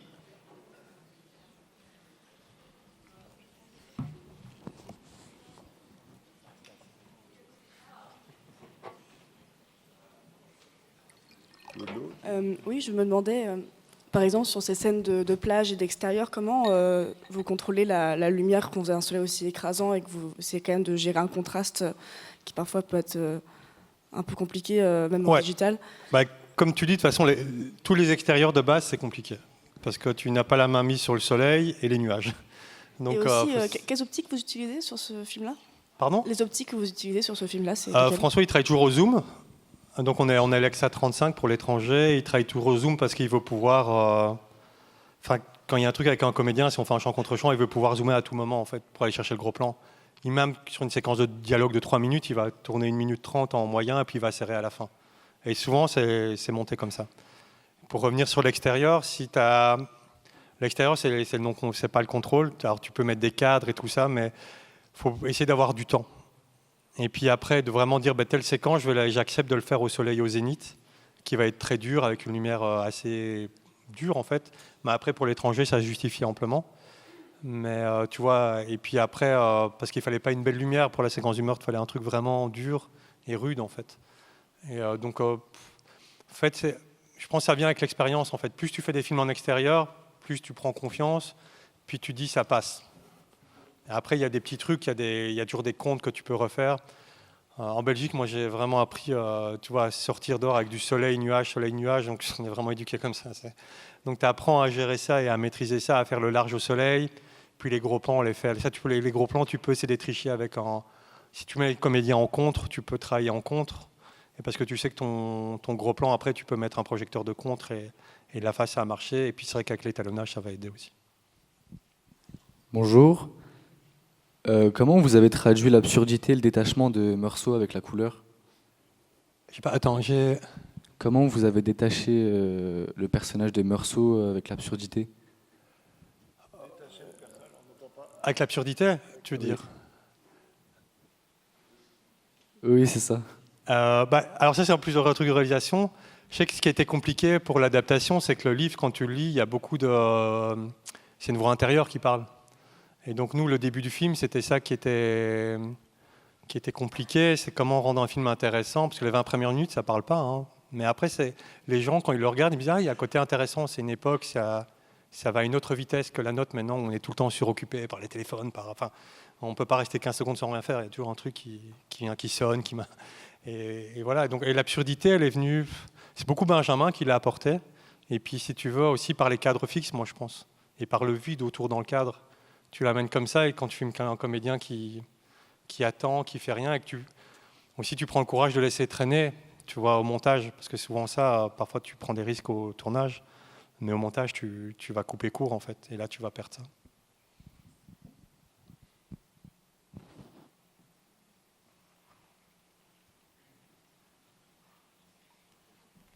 Bonjour, je suis là, tout là-haut, sur votre droite. J'avais une question par rapport à la pré-prod. Quand vous montrez des références à des réals, est-ce que vous prenez en compte l'inconscient qu'on peut avoir sur la ref? par exemple, sur la liste de Schindler, Ouais. est-ce que, vu le monument qu'est le film, est-ce que vous avez pris en compte le fait que on sait de quoi ça parle, tout ça, et donc on peut avoir ce ressenti-là, ou alors c'est là la lumière est trop bien et regarde comment elle est bien et passe un peu outre tout ce que tu peux avoir comme a priori sur le film. Alors, en fait, moi, quand je regarde un film, j'ai deux regards différents. La première fois que je vais voir le film, je me fais emporter par le film. Et puis souvent, quand j'ai mis un film à la lumière, j'ai un regard technique. Et typiquement, sur les images là de liste de Schindler, comme je l'ai regardé, comme j'ai travaillé dessus, je l'emploie comme un outil de travail. Donc je me mets vraiment une distance par rapport à ça, en fait. Après, je fais attention. Je ne vais pas mettre des images du camp, tu vois, en référence. Parce que quand même, là, tu es quand même dans des réunions avec des gens, tu ne veux pas heurter des gens, quoi. Donc tu prends deux images comme ça, tu fais attention. Mais par exemple, sur le film de l'affaire du trou, c'était compliqué les références, quoi. Ouais, Mal d'Aurore, c'est inspiré de l'affaire du trou. Et donc là aussi, tu vois, il y a tout un truc, comment tu montes, parce que là, c'est rempli d'images. Dans les années 90, t'en as plein. Et du coup, c'est en réunion, Pas Mal d'Aurore, ça m'a plus touché, parce que c'est une histoire, tu vois, qui est proche, qui est mon adolescence. Et tu vois, donc là, j'étais plus touché. Donc c'est vrai que, comme tu dis, les références, là, elles me touchaient plus. La liste de Schindler, je me mets vraiment en écart, en fait. Mais tu as tourné les camps dans Simone. Ouais, on a tourné les camps dans Simone. Et après, c'était avec Rebecca et tout ça, avec Olivier. Ouais, c'était assez intense, en fait. En fait, ce qui est intense, c'est quand tu le recrées, en fait. T'arrives. Après, moi, j'essaie toujours... je pense que tu dois pas... Bon, c'est un gros débat, hein, c'est une bonne question. Enfin, comment tu vis un truc? Soit tu le vis à la caméra et tu le ressens, ou soit tu te détaches et tu es vraiment dans la technique, en fait. Alors moi, je me détache souvent, en fait. Comme Grâce à Dieu, tu vois... moi, j'ai un peu... Quand je prépare un film, je m'inspire beaucoup, en fait. Ça, Grâce à Dieu, Mal d'Aurore, j'ai écouté tous les podcasts sur Dutroux. Franchement, je suis devenu un expert. et parce que voilà, j'ai besoin de savoir si ce qu'on raconte est plus ou moins juste ou pas, en fait. Parce que je ne veux pas me retrouver un film où ce qu'on raconte n'est pas juste, en fait. Ça, quand même, je ne peux pas défendre ça derrière. Par contre, tu vois, et pareil pour Grâce à Dieu, en fait. Mais après, François a fait tellement un travail avant, donc voilà, je me prépare comme ça. Mais au moment du tournage, je me mets à distance et je suis vraiment dans le côté technique et tout ça, en fait. Après, il n'y a rien à faire quand tu cadres un comédien et qui joue tellement bien, tu es quand même emporté par lui, en fait, et tu peux avoir de l'émotion.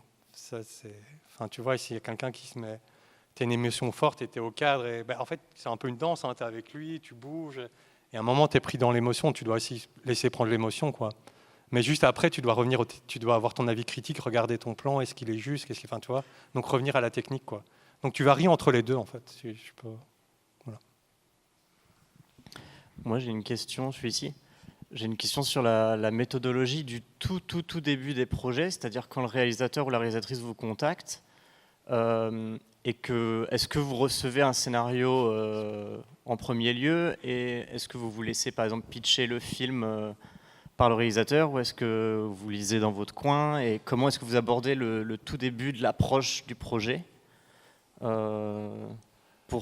voilà. Alors l'approche est d'abord, je joue en coup de fil, et puis on parle un peu du projet, donc il m'explique en grande ligne de quoi va raconter le projet. Et puis après on m'envoie le scénario, et puis on a une discussion. Pour François, je vais au bureau, on passe une après-midi à discuter du projet. Quelles sont les grandes lignes, comment il imagine filmer ça. Et ouais, donc le premier c'est un synopsis, et après c'est lecture de scénario. Bon, quand c'est François, voilà, c'est souvent bien. Quand c'est d'autres, Réa ou Réa, je sais pas, c'est scénario. Et puis ici, comme avec Stéphane, on ne se connaissait pas. Voilà, là, c'était une rencontre. Je suis arrivé tard sur le projet. Là, donc, c'était scénario. Et puis un zoom. Et puis après, on a dit, on va quand même se voir en vrai. Et puis là, j'ai vu tous ces courts métrages parce que je ne connaissais pas. Et quand j'ai vu ces courts métrages, au final, ça m'avait vraiment marqué. Je me disais, ouais, c'est bien. Et puis j'en avais parlé avec ma femme. Elle me dit, regarde le court métrage, il est dingue. Enfin, regarde. Et puis je suis parti en fait avec lui. Voilà. J'ai encore une question. Je me demandais comment justement vous gériez le rapport avec l'acteur ou l'actrice. Est-ce que vous communiquez beaucoup, ou est-ce que vous laissez vraiment le pont, vous privilégiez vraiment le pont réel au comédien sans du tout interférer, ou voilà, est-ce que vous avez un échange fluide ou pas du tout? Ça dépend la réalisatrice ou le réalisateur. Il y en a qui me laissent parler avec eux. Quand je suis au cadre, forcément, tu es le premier. Tu ouvres ton œil, tu es tout de suite en contact. Alors moi, j'essaie toujours de bien m'entendre avec les comédiens ou comédiennes, en fait, parce qu'ils font un métier de dingue, en fait. Franchement, ils donnent tellement. Enfin, des fois, je ne sais pas comment ils font. Enfin, ils se retrouvent dans des situations. Enfin, c'est vraiment, j'ai beaucoup de respect pour ça. Du coup, ouais, j'essaie d'établir un lien de confiance. Quand je parle avec Isabelle Huppert, c'est ça, je ne vais pas aller contre parce qu'elle a ses raisons de demander ça. Elle vit des choses que moi, je ne vis pas, en fait. En fait, nous, on en rigole, mais en soi, ouais, son quotidien, je ne le veux pas, en fait. Tu vois, elle est tout le temps prise en photo, tout le temps jugée sur son physique. Enfin, ça doit être dur, en fait. Et du coup, quand elle me demande de bien l'éclairer, je le fais. Et après, j'essaie d'établir un lien de confiance avec le... Parce que ce qui est pas mal aussi quand vous établissez un lien de confiance avec le comédien ou la comédienne, c'est qu'à un moment, vous pouvez dire, mais là, je veux vraiment pas t'éclairer, je vais t'éclairer jusqu'une ampoule. Et si avant, il a eu confiance, il vous le donnera, en fait, ce truc. Et il dira, ah oui, c'est bon, de toute façon, avant, il y a ça, là, je peux être sale, je peux être pas bien, en fait. Parce qu'avant, je suis bien et je suis bien. Donc, c'est tout un lien à établir. Moi, je suis jamais en conflit, en fait. Après, il y a des fois... Puis, j'ai jamais eu vraiment de comédiens ou comédiennes difficiles, en fait, honnêtement.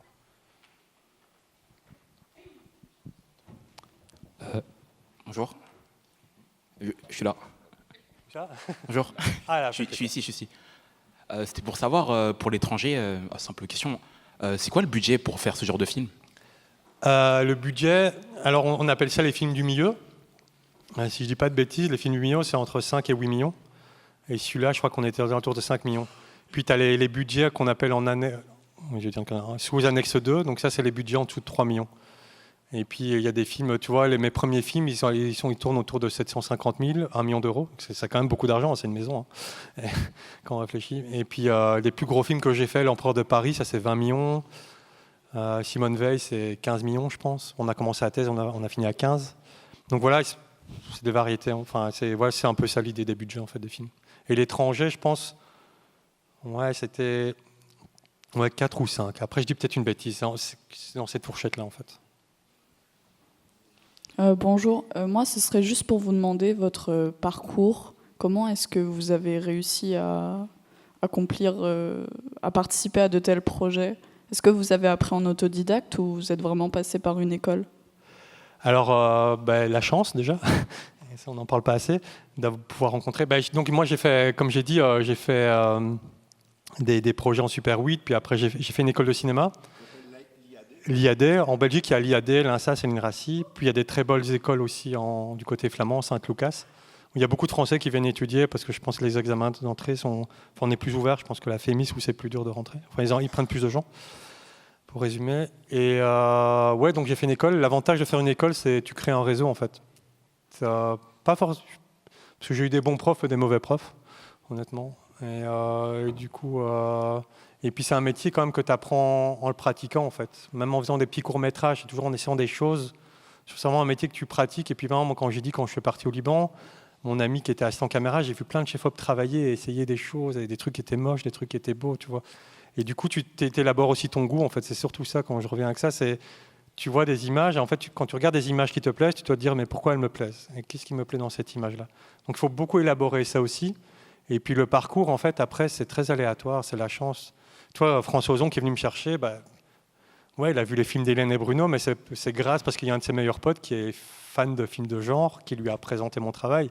Parce que ce qui est fou, c'est que les films d'Hélène et Bruno ne sont pas des films qui ont un très grand retentissement, mais ils sont très aimés par toute la communauté du cinéma de genre. Et finalement, Lucie Ladzilovitch, elle a vu directement les films. François Ozon, qu'on pourrait imaginer très loin de ce cinéma-là, il a un ami qui les a vus et qui les lui montre en disant tiens regarde ça pourrait être intéressant. Donc c'est ça aussi, c'est qu'en fait ta carte de visite c'est pas que tu envoies un CV, c'est que c'est tes films qui parlent pour toi en fait. C'est tes films et c'est tes choix en fait.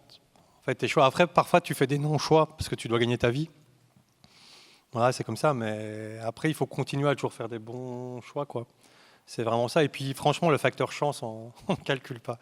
Parce que il y a un film que tu vas faire et qui va être vu par telle personne qui va t'amener vers un autre projet. Et ça, tu ne peux pas le calculer, c'est juste la chance. Et après, il y a aussi cette idée de cultiver. C'est-à-dire que tu fais ton premier film avec Hélène et Bruno. Ils ont fait 4 longs métrages. Tu as fait les 4 longs métrages avec eux. Tu as fait 5 films avec Ozon. Tu as fait 4 films avec Fabrice Duvels. Ouais, alors moi, je suis un chef-op fidèle. C'est-à-dire, je sais qu'il y a des chefs-op qui changent de... Mais moi, j'aime bien être fidèle, en fait. Parce que je trouve, c'est la preuve, l'étranger, je trouve, ce qui est l'étranger, c'est vraiment, je ne sais pas que c'est aboutissement, mais c'est collaboration de 5 films avec François, et je pense que c'est là où tous les deux on est allés plus loin au niveau de l'image en fait. Après, je sais que le prochain sera peut-être pas forcément autant poussé à l'image, mais voilà, celui-là c'était une chance quand on s'est dit voilà, on va le pousser en noir et blanc. Moi, je sais que sur le noir et blanc, ça va payer en image, on va pousser. Donc tout ça, mais ça vient d'une confiance qu'il me fait parce qu'on a fait 4 films avant en fait. Vous direz que c'est quel film qui vous a demandé le plus de travail depuis le début de votre carrière? Tous, parce que chaque fois... Après, le plus compliqué, c'était L'Empereur de Paris, parce que c'était techniquement très compliqué. Puis le réel, en fait, vous avez des réalisateurs qui découpent sur le moment. Alors quand vous êtes une pièce dans un salon avec 2 comédiens, ça va, c'est facile à gérer. Mais quand vous êtes sur on va dire, le décor de la grandeur d'un terrain de foot, c'est plus compliqué parce qu'il faut mettre des nacelles partout. Donc, il faut bien penser à se couvrir dans tous les axes. Et puis, le plus compliqué, quand même, ça reste Simone Veil, en fait. C'était très compliqué. Mais, compliqué humainement, compliqué techniquement. Et, parce que aussi, là, c'était un gros film. Et du coup, il fallait... Ouais, c'est ça, il faut bien prévoir les choses en amont, il faut bien se couvrir dans tous les axes. Comme le réalisateur, il part beaucoup d'idées de plans séquences, mais qu'avant d'arriver sur le plateau, je ne sais pas où on va tourner, et qu'il y a 600 figurants, qu'il y a des trains, il y a plein de choses, donc vous devez vous préparer dans plein de scénarios possibles.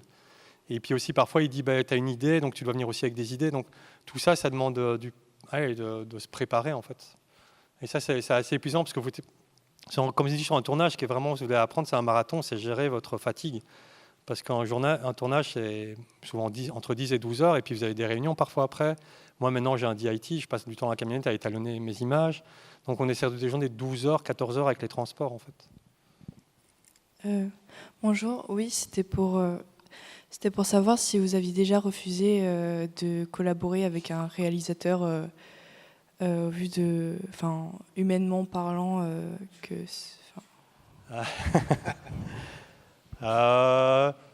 c'est-à-dire, tu vois, si je réfléchis, hein. Ouais, j'ai eu 2-3 cas de conscience où je me disais, si lui vient vers moi, je dis non. Tu vois, j'ai pas cité de nom, mais en Belgique, oui, il y a 1 ou 2 personnes qui m'ont contacté et j'ai dit non. Et après, il y a des gens avec qui j'ai travaillé. Je sais pas, je dirais non, mais je réfléchirais. Pas dire de non, nous voilà. Mais oui, je pense de toute façon, on est dans un moment où voilà, on peut plus dire. Moi, j'aime bien travailler avec des gens. Tu vois, moi, je suis calme. J'aime bien, tu vois, être avec une équipe calme. Et puis, j'aime pas travailler avec quelqu'un qui hurle sur tout le monde.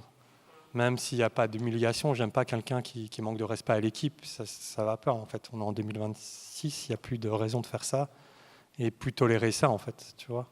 Mais après, je pense que votre nouvelle génération, c'est bien, les jeunes ouvrent plus leur gueule qu'avant, que nous, qu'on aurait, et c'est bien. Bonjour, je voulais vous demander comment vous collaborez avec votre chef électricien. Je ne te vois pas, attends, t'es où? Ah là, ok, ça. Ah oui, alors, au début, avec Émilien, c'est quelqu'un avec qui j'ai fait beaucoup de films, et là, c'était un autre Florent, et du coup, Émilien, c'est vraiment un support, en fait. C'est quelqu'un qui me connaît. Là, on vient de faire un film ensemble, et des fois, je lui explique juste des idées, quoi. Avant, quand j'ai commencé, je dis, il me faut un tel projecteur. Maintenant, je dis, fais-moi une entrée de lumière douce là, ou une lumière dure là, tu tapes là, puis là, dans l'image, je veux un projecteur qui traîne là. Et puis lui, il va construire tout ça, en fait. Où là, on a fait un gros film d'Aloé, où tout était en studio. Et là, c'est lui qui a fait tous les plans d'éclairage. Et puis moi, je lui explique mes idées. Parce que moi, en fait, je travaille par idée. Quand je lis un scénario, je travaille par idée de lumière. Je fais pas des plans d'éclairage où il ressemble vraiment à rien.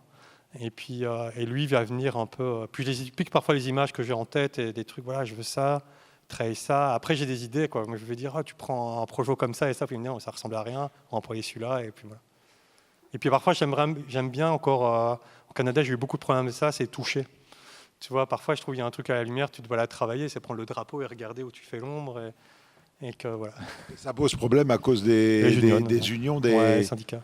Les syndicats qui, en fait, on n'a pas le droit, quand on est chef op, on n'a pas le droit de faire ceci. En fait, ça vaut pour toutes les Après, les de professions. nouveau, quand vous êtes face à ça, vous tournez tout à l'humour et vous essayez d'approcher. Et pour finir, mon chef électro au Canada, ça le faisait rire et on faisait ça ensemble, en fait.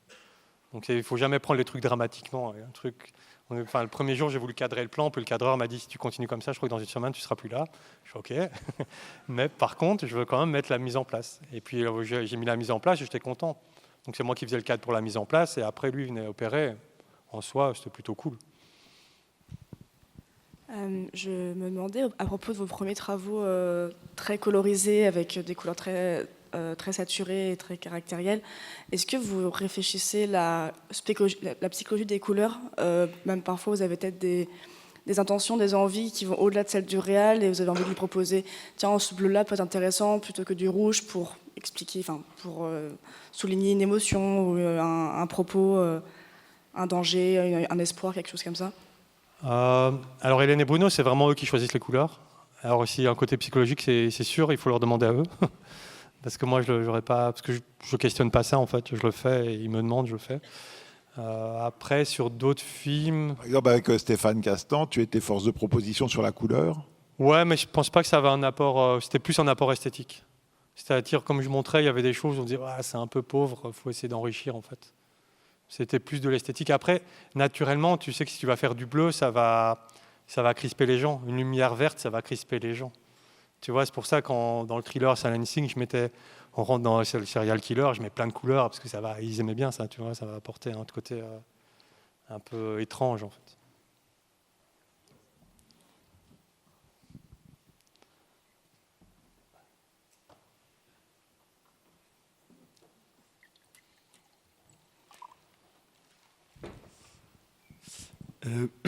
Bonjour, merci déjà pour toute la présentation, et c'était super intéressant. Moi, je me demandais, quand vous parliez de tout ce temps et de l'importance d'analyser les lumières dans les images qu'on aime, etc. Déjà, est-ce que c'est vraiment personnellement que vous avez développé ce regard de comprendre telle lumière dans l'image ? Ou est-ce que c'est aussi quelque chose à l'école que vous avez particulièrement précisé ? Et la deuxième petite question avec ça, c'est est-ce que quand vous dites que vous regardez un film pour les lumières, est-ce que vous avez l'habitude, je ne sais pas, de garder des captures d'écran dans un dossier pour pouvoir rapidement après montrer des références, ou vous allez vraiment aller rechercher le film au moment de vouloir en parler à un réalisateur, réalisatrice ? Alors pour l'analyse, en fait, c'est venu d'un exercice qui est super à l'IAD, qu'ils ont à l'INSAS aussi, ça s'appelle l'exercice de remake. Donc c'est vous devez refaire une séquence de 2 minutes et vous devez refaire les mêmes plans. Donc vous l'analysez, vous regardez la lumière et du coup vous apprenez comment il bouge la lumière entre les plans et puis vous le faites en pratique. Donc là, l'analyse, elle est venue de là. Et puis après, je sais que Seven, c'est un film qui m'avait tellement marqué, je crois que je l'ai dû voir 50 fois. Et j'ai vraiment analysé la lumière et on voit il y a plein de triches et plein de trucs avec les couleurs.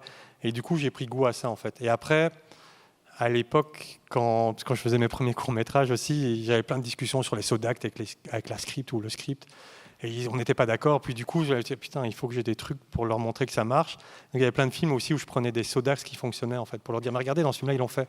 Typiquement, quand tu es dans un truc très compliqué, quand tu as 3 comédiens dans un plan, tu as vite des sauts d'actes si tu restes à l'intérieur ou à l'extérieur. Et du coup, j'avais plein d'exemples de ça pour dire, regardez, là, ça fonctionne, donc on peut le faire.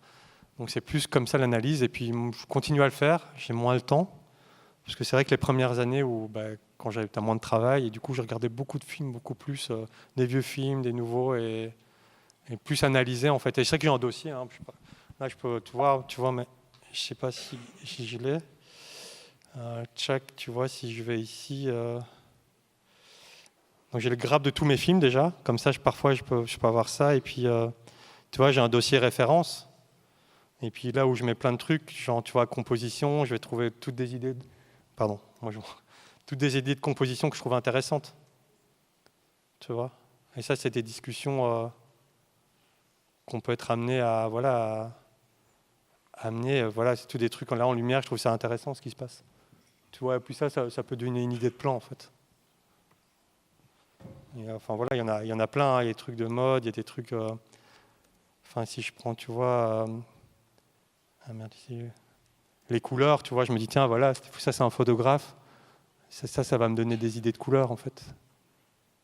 Tu vois, là, c'est juste, par exemple, la couleur avec le costume, en fait. Donc, tu te dis, voilà, si tu es en lumière naturelle, mais que tu as un truc très marqué en couleur, tu vas faire ça.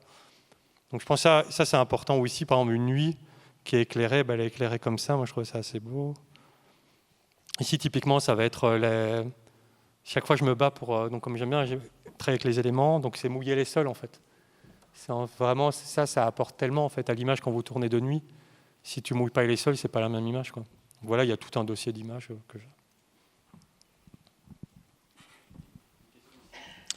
Oui, bonjour.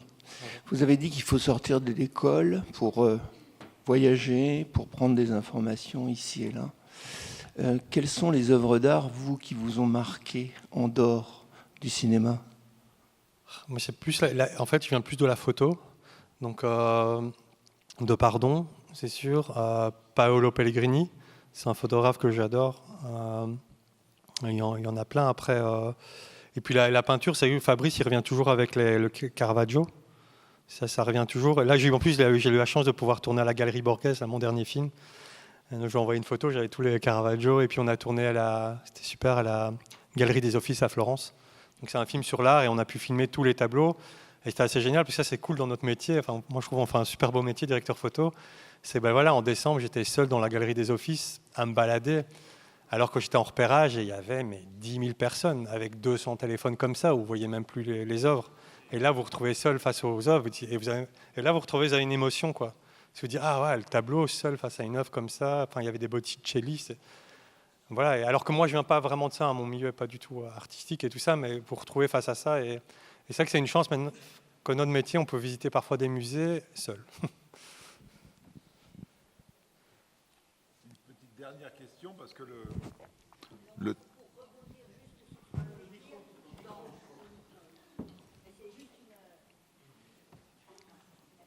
Merci infiniment, j'ai appris plein de choses, c'est pas du tout mon métier et j'adore ça.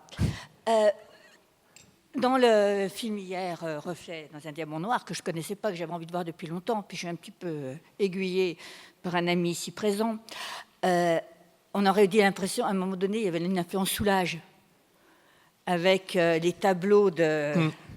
Et je ne sais pas si c'est voulu ou pas voulu. Si, je pense. Aussi. Après, Hélène et Bruno, ils ont vraiment, pour le coup, ils viennent vraiment d'une... Enfin, la mère de Bruno est vraiment prof de français, et ils ont vraiment plus une question artistique, et ils sont vraiment influencés par tous les artistes du Sud. Enfin, moi, j'ai passé des vacances avec eux dans le Sud, donc souvent, ils me font visiter des musées, tout ça. Et puis même des endroits, et c'est vrai que chez eux, ouais, il y a plein d'un... Oui, si, sûrement, ouais, l'inspiration, elle vient de là. Eux, c'est très... Ouais, sur la peinture, ouais.